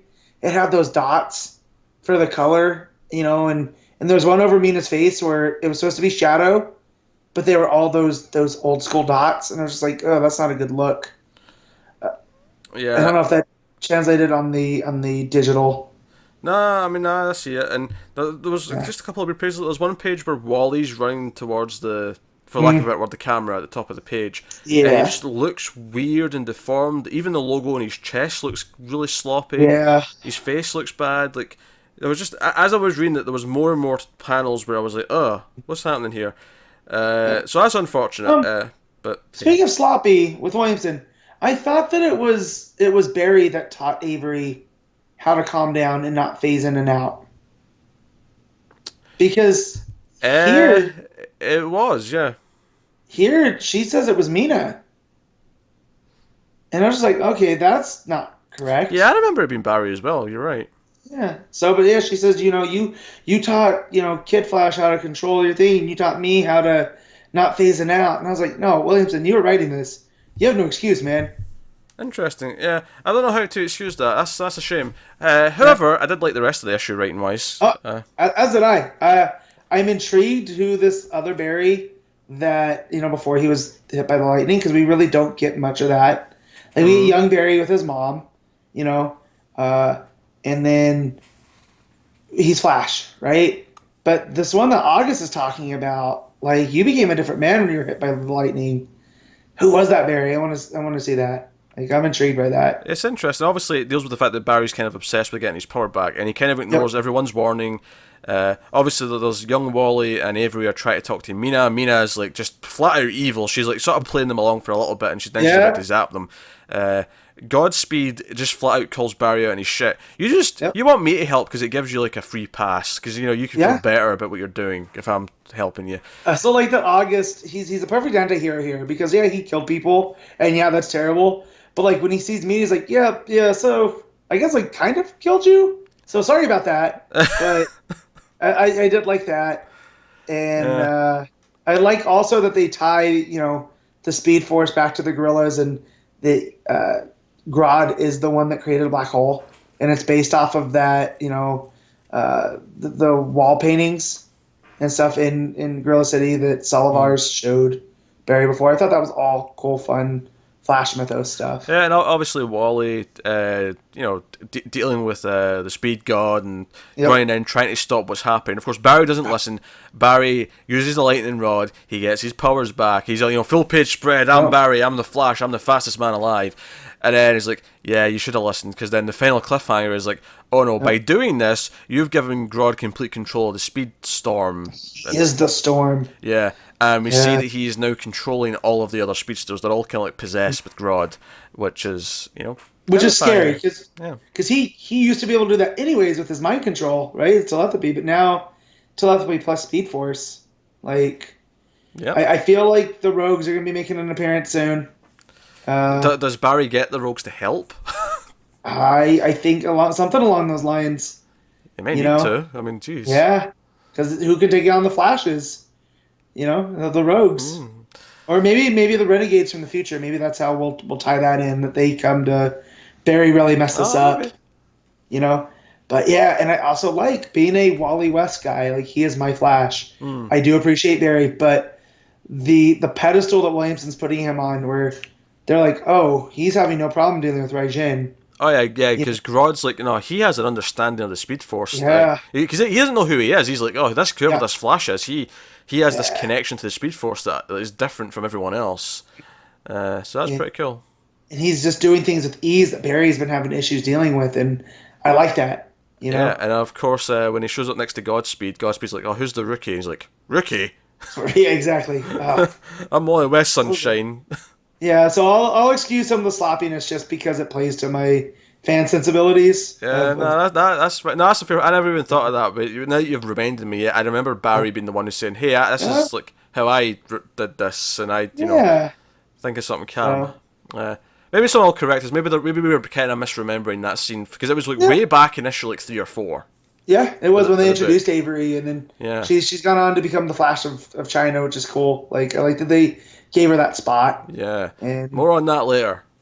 I wonder actually like how that came about. Like, was that like kind of roughly planned, or did Yang, read Flash as he's writing? He's like, oh hey, a Chinese Flash. Hey, Joshua, can I steal this character when you're done? Well, and I feel too because she's American, so she fits in with Yang's sensibility because he did have that book, American Born Chinese. Yeah. So, and again, you've got her who's kind of an outsider with the rest of the Chinese characters because of that. Yeah, those things that work. Yeah. So I'm still loving this arc of the Flash. I still think it's big, prominent arcs, putting Wally on a pedestal, as you say. I love that young Wally and Avery also feel a good supporting cast. It really feels like all the speedsters are kind of involved right now. All the ones we have, anyway. Feels like a Flash family. It kind of does, doesn't it? Weird. And we're all building up to Flash War in May, which is going to just about break us, no doubt, I imagine. So here we go. So that's Flash. Which will take us swinging on to Supergirl number 19. Steve Orlando's co-writer this month. Jody Houser's back next month, but this month his co-writer's Vita Ayala. I think I should say her last name. I want to say. Close enough. Ayala, tough name. I don't know. I haven't heard anyone pronounce it yet, so I'm just sort of shooting in the dark. Jamal Campbell's on the art. How did you feel about this issue of Supergirl? So I appreciate what it did. Far too wordy. I had to read it in 2 parts. Really? Okay. Yeah. Because I quite liked it. Because I went in kind of feeling, okay, so how's this not in this issue? I don't know how this one's going to be. It'll feel different, sure.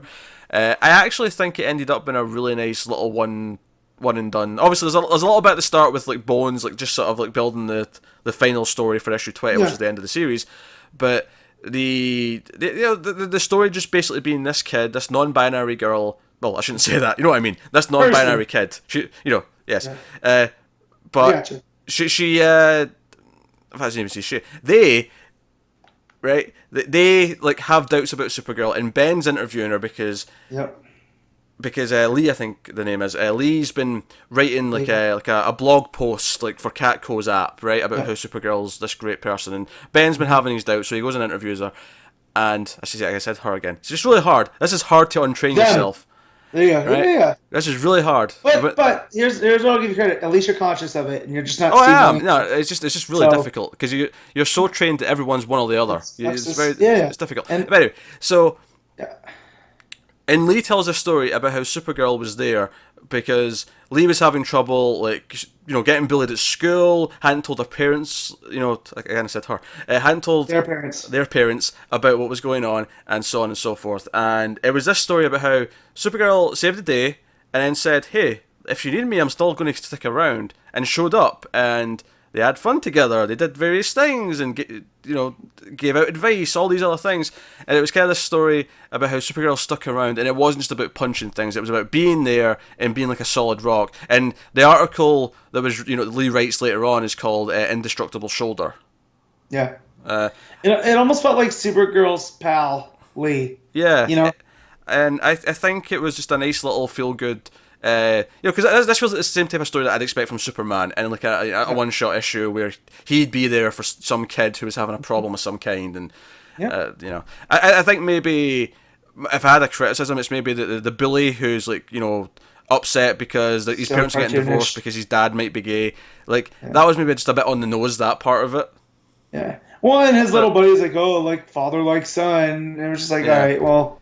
It's funny because it feels on the nose, but at the same time, I can't really argue and say that it's not realistic because I feel like there are shits like this. Yeah, well, it's I listened to Bill Hader talk about comedy writing this week, and he's like, when you're doing satire, you can go too far, right? And it's like they used to say in the SNL writers room, it's putting a hat on a hat. It's like, yeah, the hat's funny, but when you put a hat on top of the funny hat, it's not funny anymore. And I felt kind of like this is putting a hat on a hat because you're dealing with the non-binary issue. And the person bullying, and it was just kind of like, okay, well, And Well, I liked. I think you have to have the bully there because that was such a big part of the plot. Well, yeah, but I'm just talking about the friend that's like, hey, Yeah, hey, the yeah, extra part where we get a bit more about what's going on with him. yeah, Yeah, that was just maybe a bit too on the nose, but I really like the rest of it. Obviously, it ends with the cliffhanger where Ben's like, oh, maybe, I can't trust this Supergirl now, and yeah. he's on the phone with his parents, and then Supergirl shows up at his front door because she's like, oh, I heard you need help, and he's Yeah. all shocked, and that's the cliffhanger going into the final issue of the series. Yeah, I also like how it got into Ben and his family. That's kind of just like, yeah, they sent me out here. They wanted me to go to some prep school and be put away, but I don't want to go to that place. And so they're kind of just pay for everything he needs, and it's very distant. And I like that development with that character. Yeah. And then even how Orlando dealt with the non-binary for someone that I don't want to say that I'm ignorant to this stuff, but I don't encounter it in my day-to-day life. You're unaware, yeah. Yeah, so I like how it handled with Lee being like, everyone, says that I look like a guy, but I don't feel like a guy.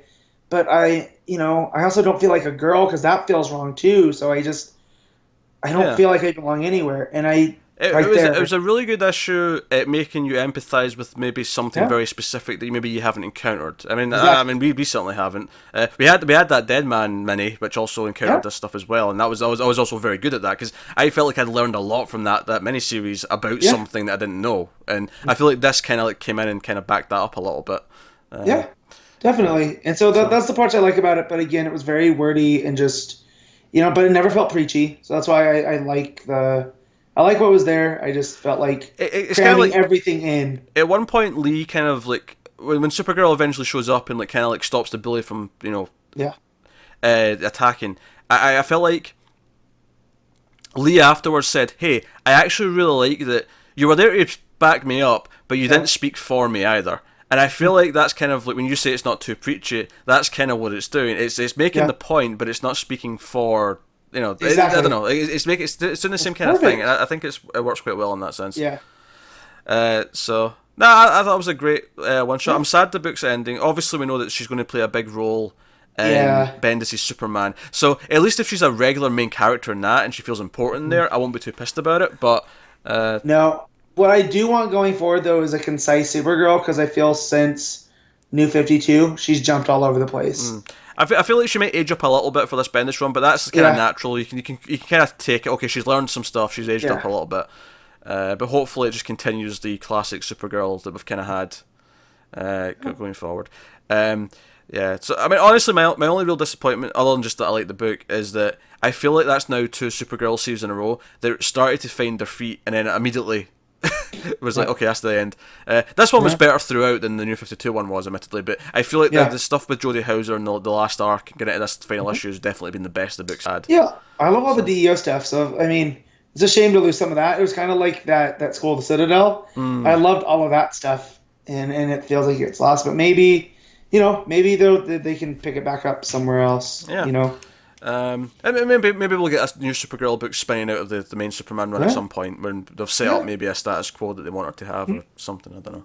Speaking of super characters, though, we'll jump over to New Superman and the Justice League of China number 21. Jean Luen Yang writing, Brent Peeples on the art, and we're continuing where we left off with the giant crabs coming for the Aquaman of North Korea. Oh man, this is what we're doing. So. I'll just quickly mention the art first, just because it's Brent Peeples who's been doing the last, several of the Yang issues, and it's very good. It's just consistent. It's what New Superman looks like. So no change basically. Nope. Feels right.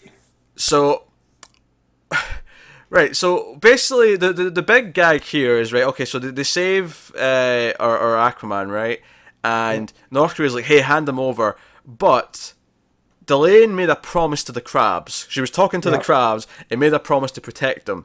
So she kind of goes against what Batman's saying, what the Backstreet's saying, and even Keenan's like, "Hey, now maybe we should just hand them over and not start an international crisis." And she's like, "Hey, Keenan, I gave the word, and that means something." He's like, "Damn it, I'm trying to be good, right? Fine." And he heat visions the North Korean army. Yeah, I love the fact that he's the one saying, "Let's not make a scene."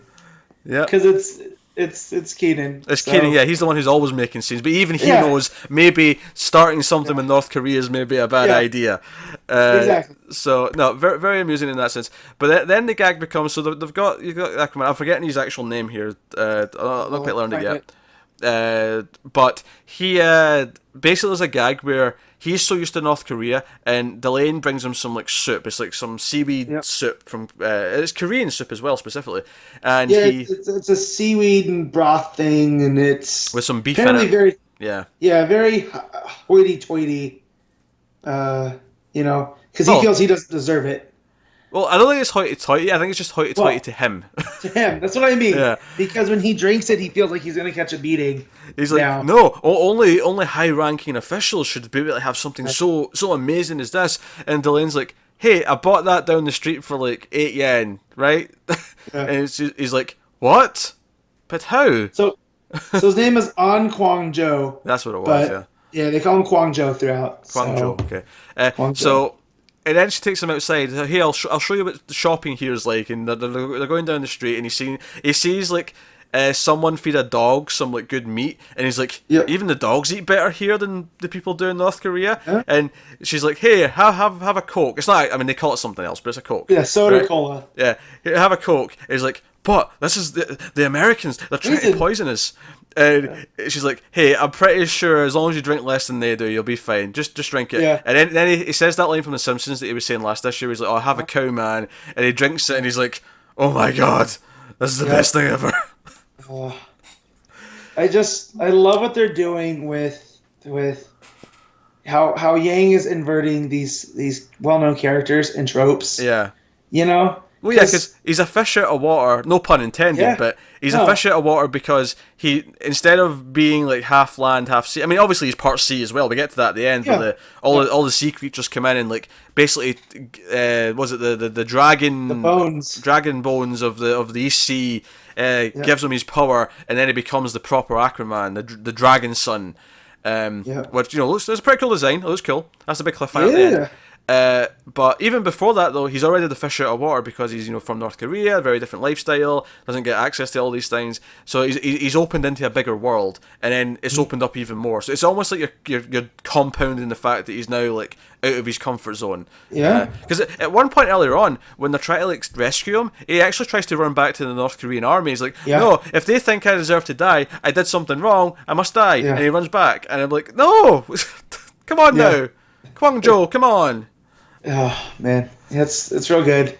It's great. It's another character that Yang's introduced that you're just like, okay, I can deal with more of this. And they're also distinct as well. It doesn't feel like at no point has he felt like he's like, okay, this one's kind of like, Keenan, Baxi, Delane, Avery. I mean, Avery obviously didn't create her, as we said, but they all feel so different.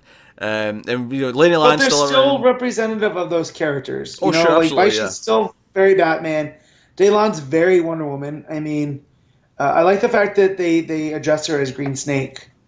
So that's all there. And I also like how Yang uses magic. So like out of everybody, Baishi's the only one that's not powered by magic. Well, and I guess Avery too, but it's the Speed Force. And I guess that's a good kind of magic. Yeah. Yeah, but yeah, and here you get him when he becomes the Dragon Son and. King, he's the son of King Moonmoo. I looked all that stuff up, and that's a legit historical figure. All right, okay.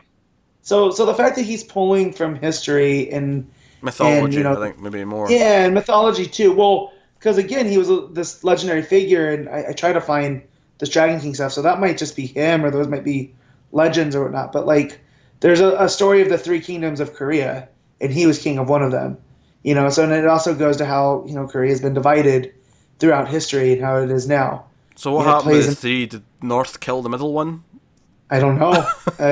Well, they were all split amongst the peninsula, so like one was... that was a joke. I wasn't necessarily saying that like the two we've got now are literally like two of the three. Yeah. And yeah. I know what you mean. But I mean, they're all kind of split equally, so that's what made it seem like it was kind of legendary. So, but I look it up at this historical precedent and whatnot, so I like that he's doing this, and it feels very its own thing. He's not just copying, like, he's a half Atlantean, therefore. No, he is something else. Their version of Aquaman. Yeah. And just like Same with Daylon and the Wonder Woman of China. And She's a even mythical figure. the core, the Lantern Yeah. Corps of China, Yeah. which is still a thing, and we see that Omen's still there, Ming Ming's still there, and obviously Lena Land's still reporting, so he's keeping all those wheels spinning. Of course, we hinted last issue that maybe Keenan and Avery were having a thing, and Yeah. if I'm going to critique anything, right? So I actually love everything that happens in the issue. Yeah. I love Ming Ming showing up like as a ninja and being like, "Hey, Kay, look, you recognise your girlfriend," and then like the kiss and like the awkwardness because of Avery and all that stuff. All good fun, and she's there to like warn them that, hey, you need to give this guy back because shit's about to go down with the Lantern Corps and everything else. Yep. All good stuff. I do have to criticise though. Did we ever actually get like a full-fledged they are now boyfriend and girlfriend thing? I never did because I Yeah. had the same thing. And I was just rolling with it. I was like, girlfriend?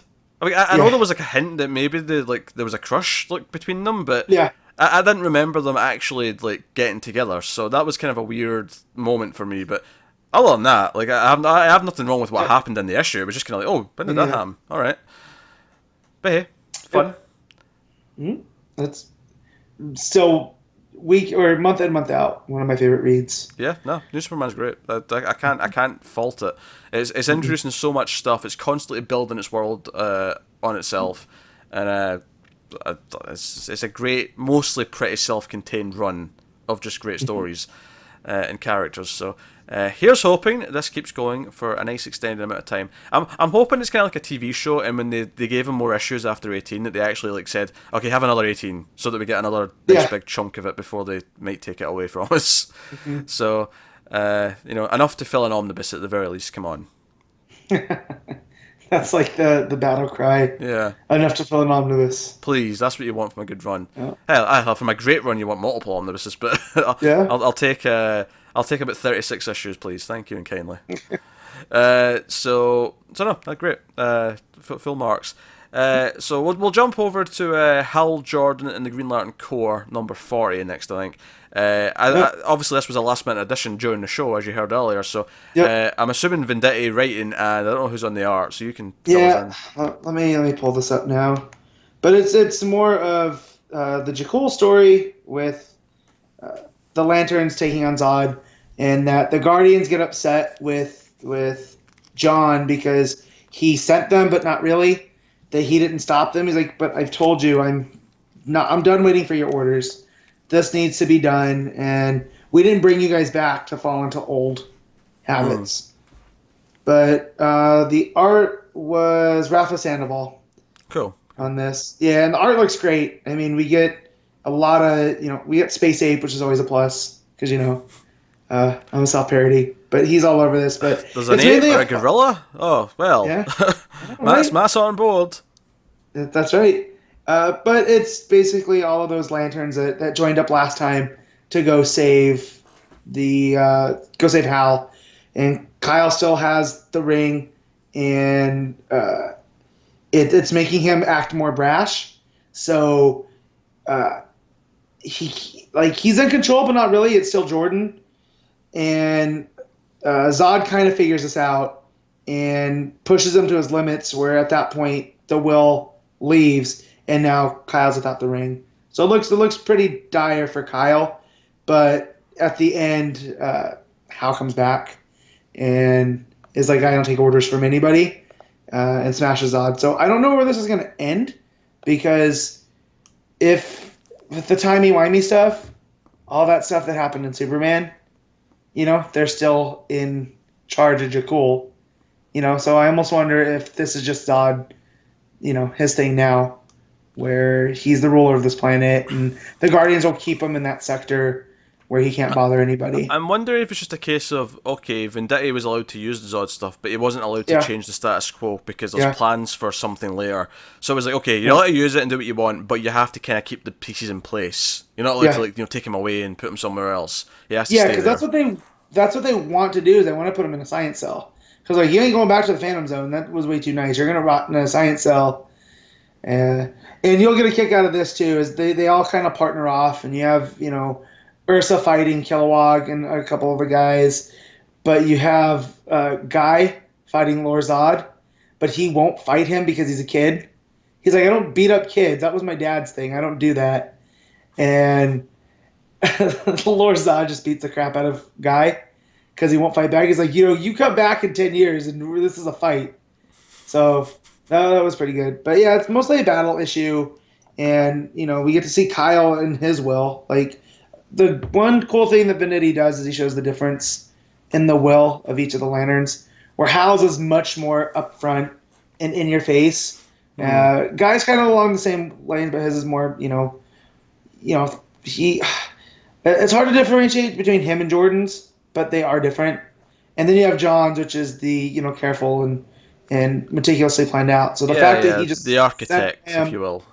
Yeah, the fact that he set all these guys without thinking it through, that's a character change in that dynamic. Because again, he's not going to be told what to do from the Guardians, and that's what makes me think about him joining the Justice League. Is he's just kind of over the Guardians and is like, well, cool, I'm not going to be the core leader anymore. I'm heading back to Earth. If you guys need me, you'll know where to find me. So cool. We'll see where it goes. But yeah, it's a fun read. I hate that Connor has gotten me back into it because it's an extra book I didn't need to read. Yeah. Well, on the upside, Matt, a lot of things are ending and relaunching or changing creative teams soon. So, that's what I was saying to Connor earlier this week. I'm actually kind of excited that even when the books are good right now, and they usually are. Like, I mean, last week was kind of a weird week, but most weeks are pretty good overall. I feel like we're so used to the set of books we get every week. Week 1's always these 7 or 8 books. Week 2 is always these 7 or 8 books. I'm actually kind of looking forward to the entire schedule shaking up in a couple of months, where it's going to be different new books. Okay, so we got Snyder Justice League here, we got Bendis Superman there, and we got these new things. We got a Plastic Man mini there, the Hawkman series there. Like, I'm liking that. It looks like we're going to feel like it's a different slate. Yeah, it's a nice time. It's been 2 years since Rebirth started. It's probably the perfect time to shake it up a little bit. I'm kind of excited about it. So cool. But yeah, we'll move on then to arguably the main event of the week, which is Mr. Miracle number 7. Tom King writing, Mitch Gerads on art, of course, as it's been the whole time. I had a month off. Yep, and a time jump from the last time that we did have a time jump, because as I go out of focus and I'm all artistic here, let me just fix that. No, I know what's happening here. Darkseid is. You're depressed, but you gotta talk about this. Here's what I would say. So we had a time jump. This is Barda in labour. She's giving birth this issue. That's what this entire issue is basically driving to and then in the hospital until she gives birth at the end. And before you get there, this, despite having new gods show up and some of the stuff that happens, this might be one of the most real comics I've ever read. Oh, yeah. It deals with the boredom of waiting for childbirth, and then the ups and downs of the emotion swings of her, like, wanting to strangle Scott. I'm carrying your devil spawn from New Genesis. It's your fault. Yeah, and then like 2 pages later, she's like concerned about the baby, and she's like horrified that something might be wrong. Like, it was that up and down. It was great. Here's what I want to say though about this book, right? So it's dealing with all this normal, like, everyday stuff almost, with some of the Furies and whatnot, like, inserted for bigger elements, but he's dealing with all that. But once she starts properly getting into labour, and like, the doctor's like, okay, it's time, she's ready, it's time to get doing this, let's push it out. That's when the video effects start happening, and as we've seen throughout this series, that usually means something's wrong, or something's corrupt, or something's bad. And I'll tell you this right now, I don't think I have audibly gasped quite like I have then when the baby comes out, and there's just one page in the middle, one panel in the middle of the page. It's Darkseid Is. That Darkseid Is made me go, oh shit. Now, when the baby comes out and it's been strangled by its umbilical cord, which they do cut, Scott got the dagger, which, there was some comedy with that. From the Furies. Because it was like, oh, you've given me this back, I will go back to war and use it to kill you. And he's like, yeah, okay. Whatever, but thanks. Well, they gave it to him to help because they said, on Apocalypse, women don't give birth. When they are ready, we take the babies and give them to Granny Goodness. Mm-hmm. He's like, oh yeah, that's cool. She's like, so here, those Earth instruments aren't going to be useful on Barda. And he's like, okay. He kind of just puts it in his back pocket, like, yeah, I'm not bringing this in there. And it ends up being what saves his child's life because they can't cut the cord that's wrapped around the neck. There's some weird kind of viewpoints and stuff here because of that, like, cause that kind of ties into, like, okay, so that saved him, even though, like, obviously we don't necessarily want him to have a life like that. But at the same time, they also reminisce about the Jacob's Ladder from the pit, where, I used to dream of climbing it, and what was at the top, and it represented hope. Yeah, and Scott comments on, like, he'll never learn how to not love that. Like, he almost sounded like, he'll never have to go through what we went through, and that's kind of like, he almost doesn't know how to, like, relate to him because he's not going to be as damaged as he is. Right, and that's kind of always what you want. That's all my friends that have kids, that's what they've always said, is your goal as a parent is to give them a better life than what they had, right? And even if you had, like, the most privileged, charmed life, you still have that viewpoint. And I feel that that's King working through Scott. We're like, this kid's never going to go to the pits. This kid doesn't have to go back to the old neighborhood, if you will, and deal with what we had to deal with. We get to push forward. And I also, some of that, there's all this talk about postpartum depression for women. But, men can go through it too with not knowing how to deal with a kid. And we already know that Scott has these issues. He's trying to kill himself. Well, I think that's what the glitching video as the birth is starting to happen. I think that's what it's kind of representing. It's him having doubt and fear about what he's going to have to do now. Now that it's real. Parent. Yeah, and I think that's why the moment it comes out, the baby comes out, and there's this fear that something's wrong. That moment there, that's why that dark side is perfect where it is. It's like, no, that doubt is there, and that's what you're feeling right now. Exactly. But I legitimately got scared when I saw Darkseid is on that page. Legitimately. Well, and when the baby comes out too, and it's gray, and you don't see the cord yet. Yeah. Right. And you're just kind of like, oh no, like this is not good, like, and then because I think the last time, it's been a while, but the last page, right, was just Darkseid is, and it just after he had. Yeah, he walked in the room, and we saw Darkseid for the first time. Yeah, and then it jumps to this, and they're calling him Highfather, so we know he's taking over for Orion. Yeah, he's leading the war. He's accepted that responsibility, so now there's this, right? So all of that doubt and fear he had there, and now it's almost ramped up to 11, even though it's just one Darkseid is box, right? It deals with something that's even more personal, and I like that. Yeah, no, it's great. Little touch that I really loved is the heart monitor. The readings look like Omega beams. Yeah, that's a little terrifying. It's a neat little touch. I like it. And also, I think this says a whole lot about even the family you hate are still family, because you get the Furies showing up to be there for the birth, even though we're in a war against you, and we're going to try and kill each other later on. Yeah. But we're here for Barda. We're not necessarily you, Scott, the Highfather, who we're trying to kill. But Barda's still one of us, even though she left. Yeah, and obviously, when I'm talking about art in this issue, Barda's expressions is she's like, angry at Scott, then worried about the baby, wanting the crushed ice, and be like, yeah, okay, go do that. It's like there's such a roller coaster of emotions that are all portrayed through the facial expressions. The art is phenomenal. The opening where they show up at the hospital, and Scott's in a panic, right? And because he's trying to get his wife into the delivery room, and the guy's like, yeah, you can't park here. He's like, yeah, but I was told there's LA. Yeah, but that's over down on Melrose. That's around the corner. And just Scott's expression, just the deadpanness of all of that, and the dead glance that the not valet gives him. Yeah. Like, yeah, I don't care what your wife's going through. And then it cuts out to the scene of LA and their traffic. It's like, I thought it was on Melrose, and it ramps all that up. I love the storytelling there, and that's mostly done through the art. Yeah, and it also just represents kind of them. Again, they're on their own, even though they're surrounded by civilization. They're on their own. This is just their story. This is just them. Yep. And everything else that comes with getting things wrong and being delayed, and again, it all ramps into those worries of can we even do this? This uncertainty, this doubt. So no, And then they name the kid Jacob, which my favorite running gag throughout this is him throwing out these insane new god names. Thunder. I think one of them was Thunder Death or something along those lines. She's like, no.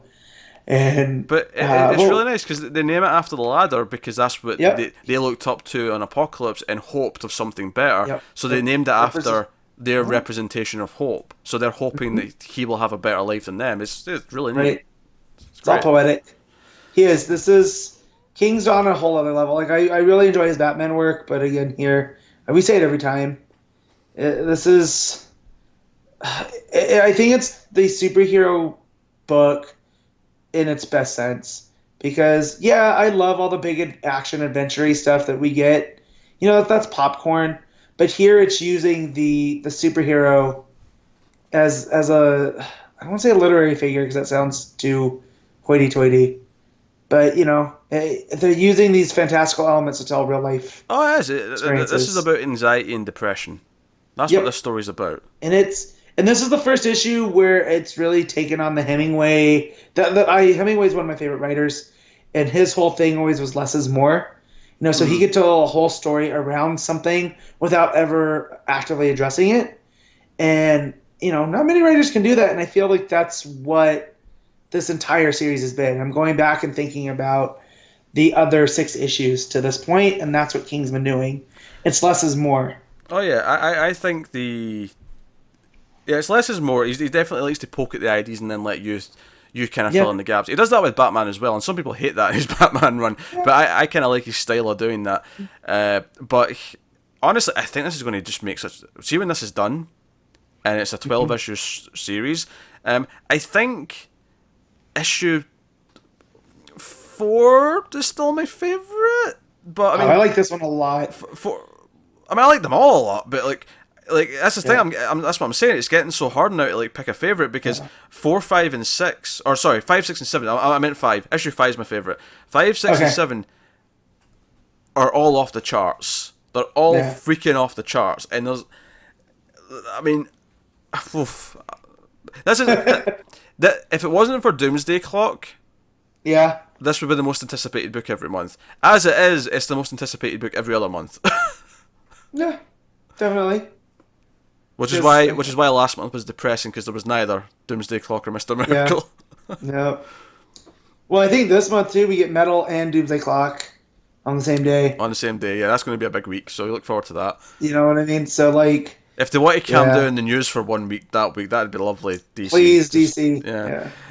But yeah, this book, you know, I say this last to read, and everybody had, you know, I'd saying how great it is, and as I'm reading the birth stuff, and at first I wasn't that taken by it. I was like, okay, this is good. But once we started getting to the interactions with the Furies as he's in the waiting room, I've seen versions of this, you know, when my wife's sister's given birth and the families are just sitting there not really knowing how to interact with each other, you know?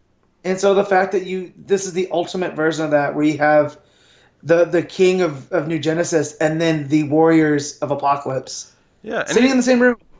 And here's the important thing as well: all the war, all that stuff going on, all of that is the backdrop. The personal character story is the main part. Now, there's been a couple of issues where it's been them, you know, going on a mission or going to fight something, but those issues are actually not really about the fight. They're about what they're talking about. Like, you know, that last issue where it was her telling him she was pregnant. The whole thing was the conversation of him finding out, by the way, we're having a kid.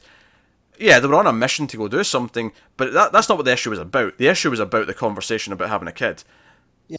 You know, and so on and so forth. So, you know, so we get references to this war going on, but we don't have to see it all because that's not the point of the story. That's the backdrop. That was another thing too that I just remembered is he gets a call from someone on New Genesis going, "Hey, we need an okay to the strike." And he's like, "I trust you. Do what you need to do. I'm busy right now." And I feel that's like getting a phone call from work going, I can't deal with that right now. Yeah. And it's one of the most relatable things, and I don't know anything about calling in strikes on things, you know, but I do know, like, I can't talk right now. So yeah, absolutely. So, no, still fantastic. Expect no less. So we'll move on then to the final book of the week. I did read Sideways issue 2, which came out this week. And we continue the story of Derek, who's Sideways, and his friend Ernie, and basically we left this last issue off with him coming across this Tempest Fugitoid or whatever his name was, and he's like, "Hey, you're manipulating the space-time continuum. I can't be having this," and he can block his power because like Sideways is trying to like teleport out of there, and basically realizes that it's because like he's blocking it. So his plan is to jump off the building, and hopefully that by the time he gets close to the bottom, he will be far away enough from him that he can open a rift and get through. Which he does. So it's a fun little action moment, but he gets injured and he ends up going to the hospital. Yeah, well, he makes it to Ernie, and Ernie takes him to the hospital. And his mum comes by. And there's a lot of fun character stuff in this issue. I think it did a really good job of, like, if you consider the first two as the pilot almost of the series, because this one, we got a little bit more of a flashback to like how he got his powers in Gotham, but not from his perspective, from his mother's perspective. Because when his mother comes in all worried, and she's like, "No, hey, like I'm a concerned mother," and she flashes back to Gotham and how, from her perspective, he just disappeared for like 6 days after this big mountain appeared, and she was like searching, thinking he might be dead, and then she eventually found him in a hospital. Unconscious, and it was like, okay, so this is adding some, like, this is giving her some proper character, and she makes reference to the fact that he's adopted and that she may not have given birth, but she's her his mother, and she's going to do what she can to protect them. But there was some fun character stuff because he's kind of mad at Ernie from like calling her. He's like, "What, you were like dying? And I was worried. Like I had to call someone." So it was. I felt like I got a really good sense of the characters a little bit more after this issue, and it was nice that after the opening. And I'm sure we'll come back to the Big Tempest guy. Like, I'm sure we'll... Because I've got a feeling where it's going to go with him is that he's not a villain. It's that by the end of the first arc, he's probably going to accept that Sideways is like a new agent of his that can, go through rifts and like help stop things happening or whatever. But basically... it sounds a lot like Vibe. I don't know if you read the early Vibe stuff during I did not, 52. no. It sounds very much like Vibe. But there's a new villain shows up in the hospital towards the end. Like they're doing their thing, and a villain shows up called Killspeed, who is not a speedster, but she's very fast. It looks like she glides on... I don't want to say ice. Is it ice or air? I don't know. But you see, like, in the art, there's like an effect of like... There's no friction. Yeah. She's like gliding around really quickly. She's zigzagging around. So it was just kind of cool. The name's a bit whatever, but she's jumping around. And basically, Ernie's like, "Hey, like, teleport us out here." And he makes a point of saying he's never taken anyone else through a rift, and he doesn't know if that's safe. So he's not willing to do it. So that's something we can build up to at some point where he has to do it out of necessity. But he's actually in his hospital, robe, right? He's just the thing that's got the backs open, and he's not got time to change into his costume, so he just puts the mask on. So he comes out in just the mask and then the hospital like sheet, and he's like, "Hey, bad guy," and she starts making fun of him, and he's like, "Hey, a lot of people in here, let's take this outside." So that's actually the cliffhanger. It's him in his hospital gown with just the mask on, taking on this new villain. Funny. That's the most Spider-Man thing I've heard in this book that people are saying is DC Spider-Man. No, I enjoyed it. I actually think it was a slight step up, and I enjoyed the first one well enough. It just wasn't blowing me away. I think it's setting up its cast of characters, and I think the best thing this book did was it lowered it down to the personal level again and gave us just a simpler villain at the end that we can deal with next issue. I think that was a smart move, just to sort of make us sort of connect to the characters a little bit. I'm a little bit concerned that none of these books, all on Terrifics, are really selling that well. So my only concern now about getting invested is that it's probably not going to last 12 issues. Yeah. So that kind of I might check these out in trade, like outside of Terrifics, which is my flagship. Yeah. I might just wait for trade because this does sound good. So I wasn't here. I was on vacation when you went over the first issue. That's why you didn't read the first one. Yeah. No, but this sounds interesting. I just probably not going to add it, like you said, get invested in something that's just... My favourite part of the book is by far right now is his relationship with Ernie, his best friend. She seems really likeable. She's got a very kind of Lana Lang, but she's also the one who I think made his suit, so she's very practical, and she helps him. So I really like their partners in crime kind of vibe that they've got going on. But hey, so I would recommend checking it out. I am concerned it's not going to last very long though, so if I get invested it's going to be done in like 12, 18 issues, but hey. So, maybe I'll end up in a team somewhere. But then again, if the supporting cast is my favourite part, do I care if he ends up in a team somewhere? I don't know. But, not really. But hey, so that's Sideways issue 2. So I think it's alright. I think it's probably... I was going to say second favourite. That's not true because I'm almost forgetting Terrifics as part of this. And that's just a separate thing that's really good. But Silencer is... Yeah, I think this and Silencer are the two best ones. And then Damage is kind of forgettable. And we'll see what happens with Yeah, the rest Brimstone, that are happening New soon. Challengers, Yeah. Immortal Men, Immortal still Men. going out. Well, the Snyder one's just a mini now. Like they downgraded Yeah. that to a mini, so we know that's only Which lasted I 6 might issues. still just pick that up because it's a mini, you know? Yeah. Plus I was going to get that one anyways, but yeah. Yeah. Well, we're going to try all the first issues on the show, but I mean, Yeah. we'll see how they are. Because Brimstone is looking like the Ghost Rider as well. So just to compare it again to like this is DC's version of Marvel's thing. Yeah. But hey, well, that leaves us with one final main thing to do, and that is to pick our favourites of the week. We pick our favourite panel / moment of the week, best cover, best art, and of course do our top 5 books. So that is what we're going to do now. We start with panel / moment, so I'm going to go to Matt and see what he's got. Yep, so this was a tough one this week. But I think I settled on it as you were talking about Sideways. I went back through Mr. Miracle because I wasn't sure am I going to pick one from here. And this one really popped back out to me. So this is mine. It's the second to last page where Barda's holding the baby and they're going back and forth talking about, oh, this is the grandson of Darkseid, son of High Father. And she calls him a little miracle. And Scott just sounds like, I don't know, he looks more like a lump. And as someone that doesn't get excited over new babies, because I'm just kind of like, oh man, they're like a porcelain thing that I'm just going to drop and break. So keep them away from me. It's, again, the most relatable comic page I've encountered in some time. And I like the back and forth between Barda. Also, we didn't talk about that. We found that Big Barda's real name is Big Barda. That's her first and last name. There's no alias. I thought that was a fun reveal. But yeah. No, that's a good one. I'm probably also going to go with Mr. Miracle. And it feels like a really easy pick, but I do actually kind of want to go with the Darkseid Is moment. Because I actually kind of gasped at that moment. I was so worried that something was about to... The tension I felt as the birth was happening was so goddamn real that I have to give it... Generally to that whole build-up, but really the culmination was the Darkseid Is. Yeah. So, yeah, I'm going with that. So there you go. It feels weird to give it to a black panel with just one bit of text in it, but no, it's the effect it has. But then again... Exactly. So that's been this book. So hey, all right. So best cover of the week. I'll jump in first. I was kind of torn between two. The variant for Mr. Miracle, the Gerads cover, and the variant to Supergirl, which of the Art Germ cover. So classic animated series version. Yeah, with the white top. Now, admittedly, I prefer the classic style outfit.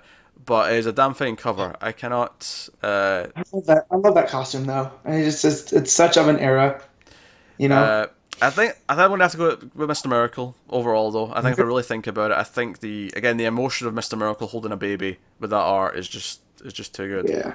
So I too had mine narrowed down to 2, and one of them was the Green Lanterns or Hal and Pal's cover, which has got. I keep wanting to say Guy, but it's not Guy, it's Kyle. Kyle and Hal, and it looks like Hal's in silhouette that's green. But the action cover... Which actually reminds me, Matt, we did dodge a bullet, because at least it's not Guy in the Justice League coming up. No, you say dodge a bullet, it makes me want to throw a grenade at you. Nah. You know? Anyone but Guy, that's my motto when it comes to what Green Lantern should be in the Justice League.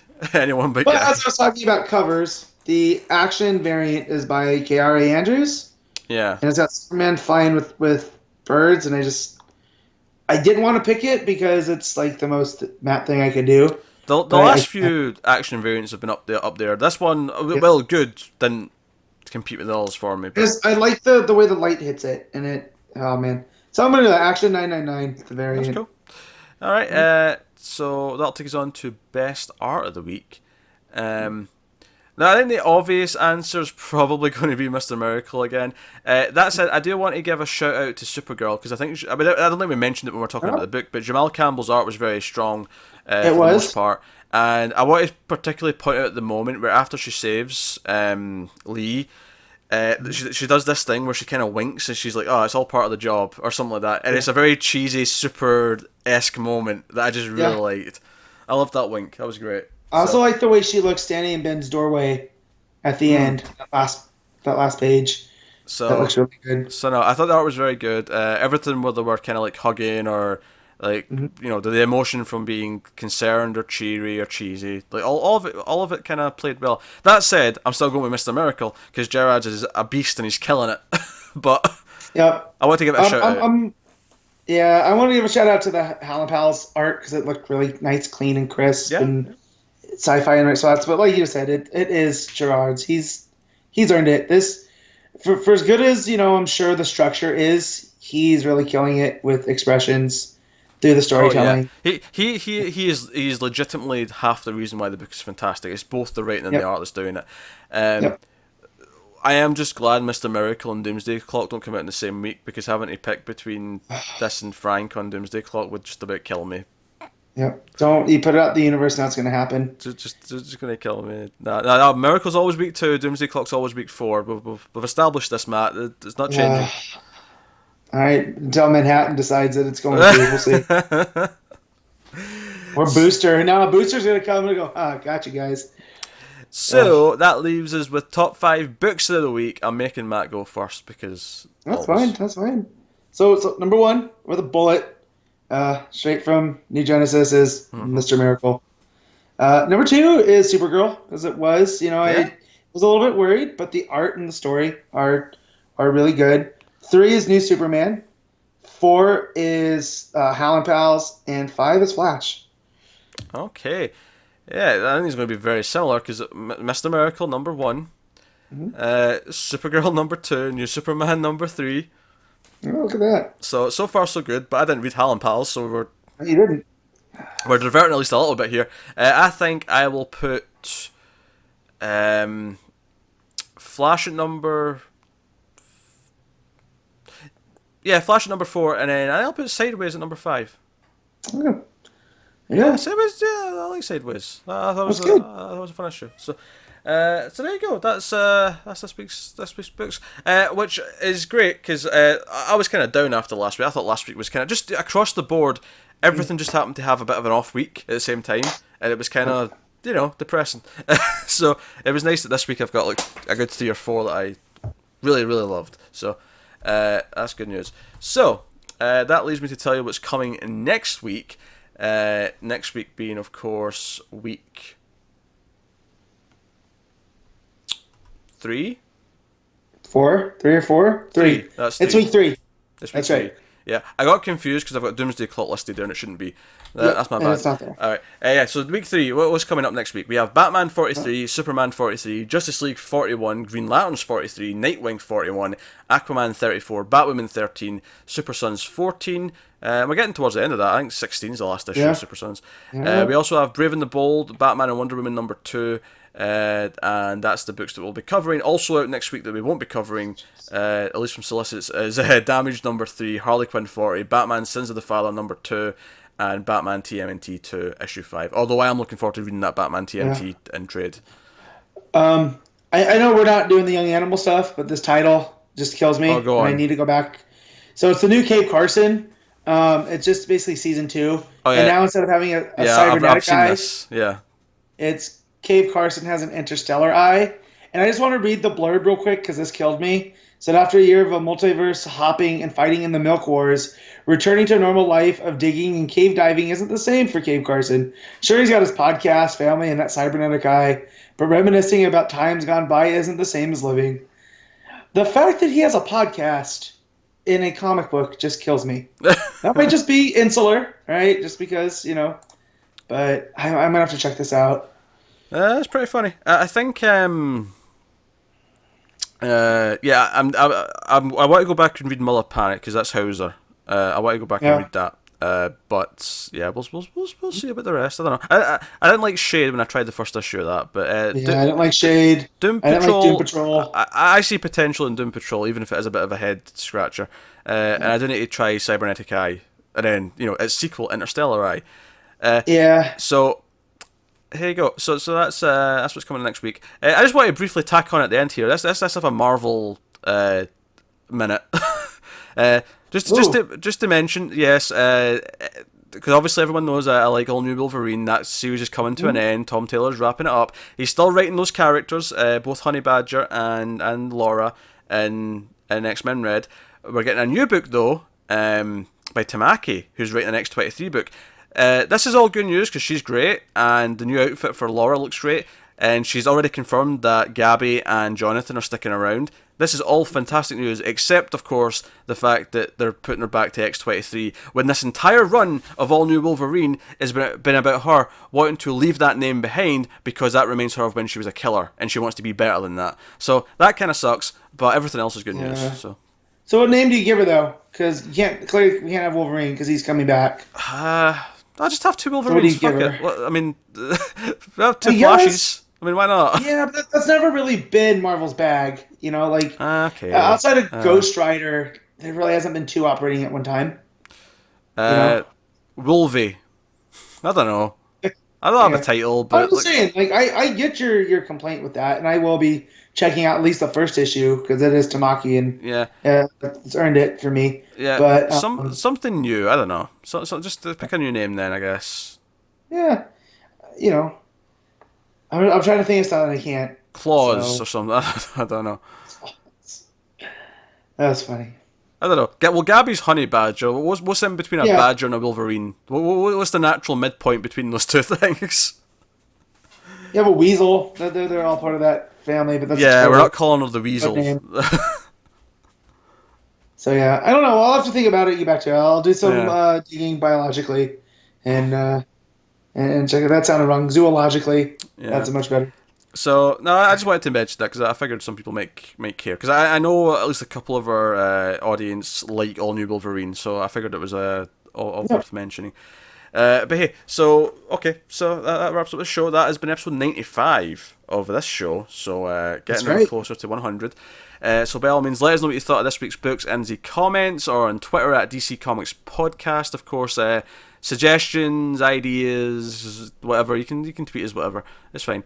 But yeah, like, subscribe, all the usual stuff. Give us good reviews on iTunes or your podcast app of choice, please, or whatever. You can support us on patreon.com/MailFuzzTV. There's a bonus monthly episode with me and Connor. In fact, I think we're recording this week.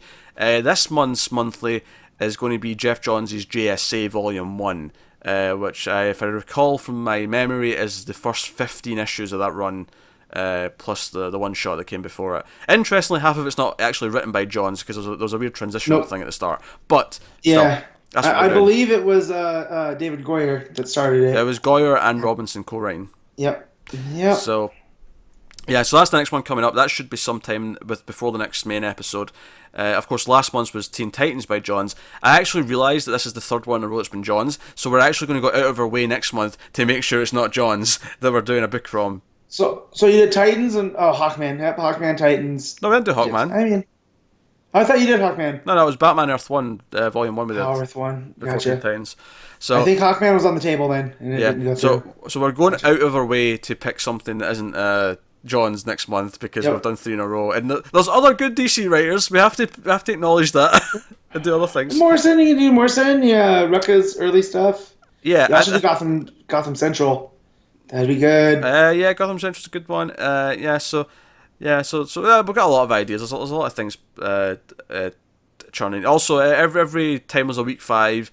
We do a vote for the Patreon monthly so that you get to pick between a bunch of stuff. That's why we did Teen Titans. Teen Titans won a vote between 4 books last month. So that's the specific comic stuff that's bonus on Patreon. We're always looking for new ideas though to do a little extra things or whatever. But so that's on the Patreons. There's other stuff as well for our movie shows and our TV show discussions that we do as well. But that is us. So thank you once again for watching or listening. We always appreciate it. Keep reading DC Comics, guys, and always remember to never get lost in the Speed Force.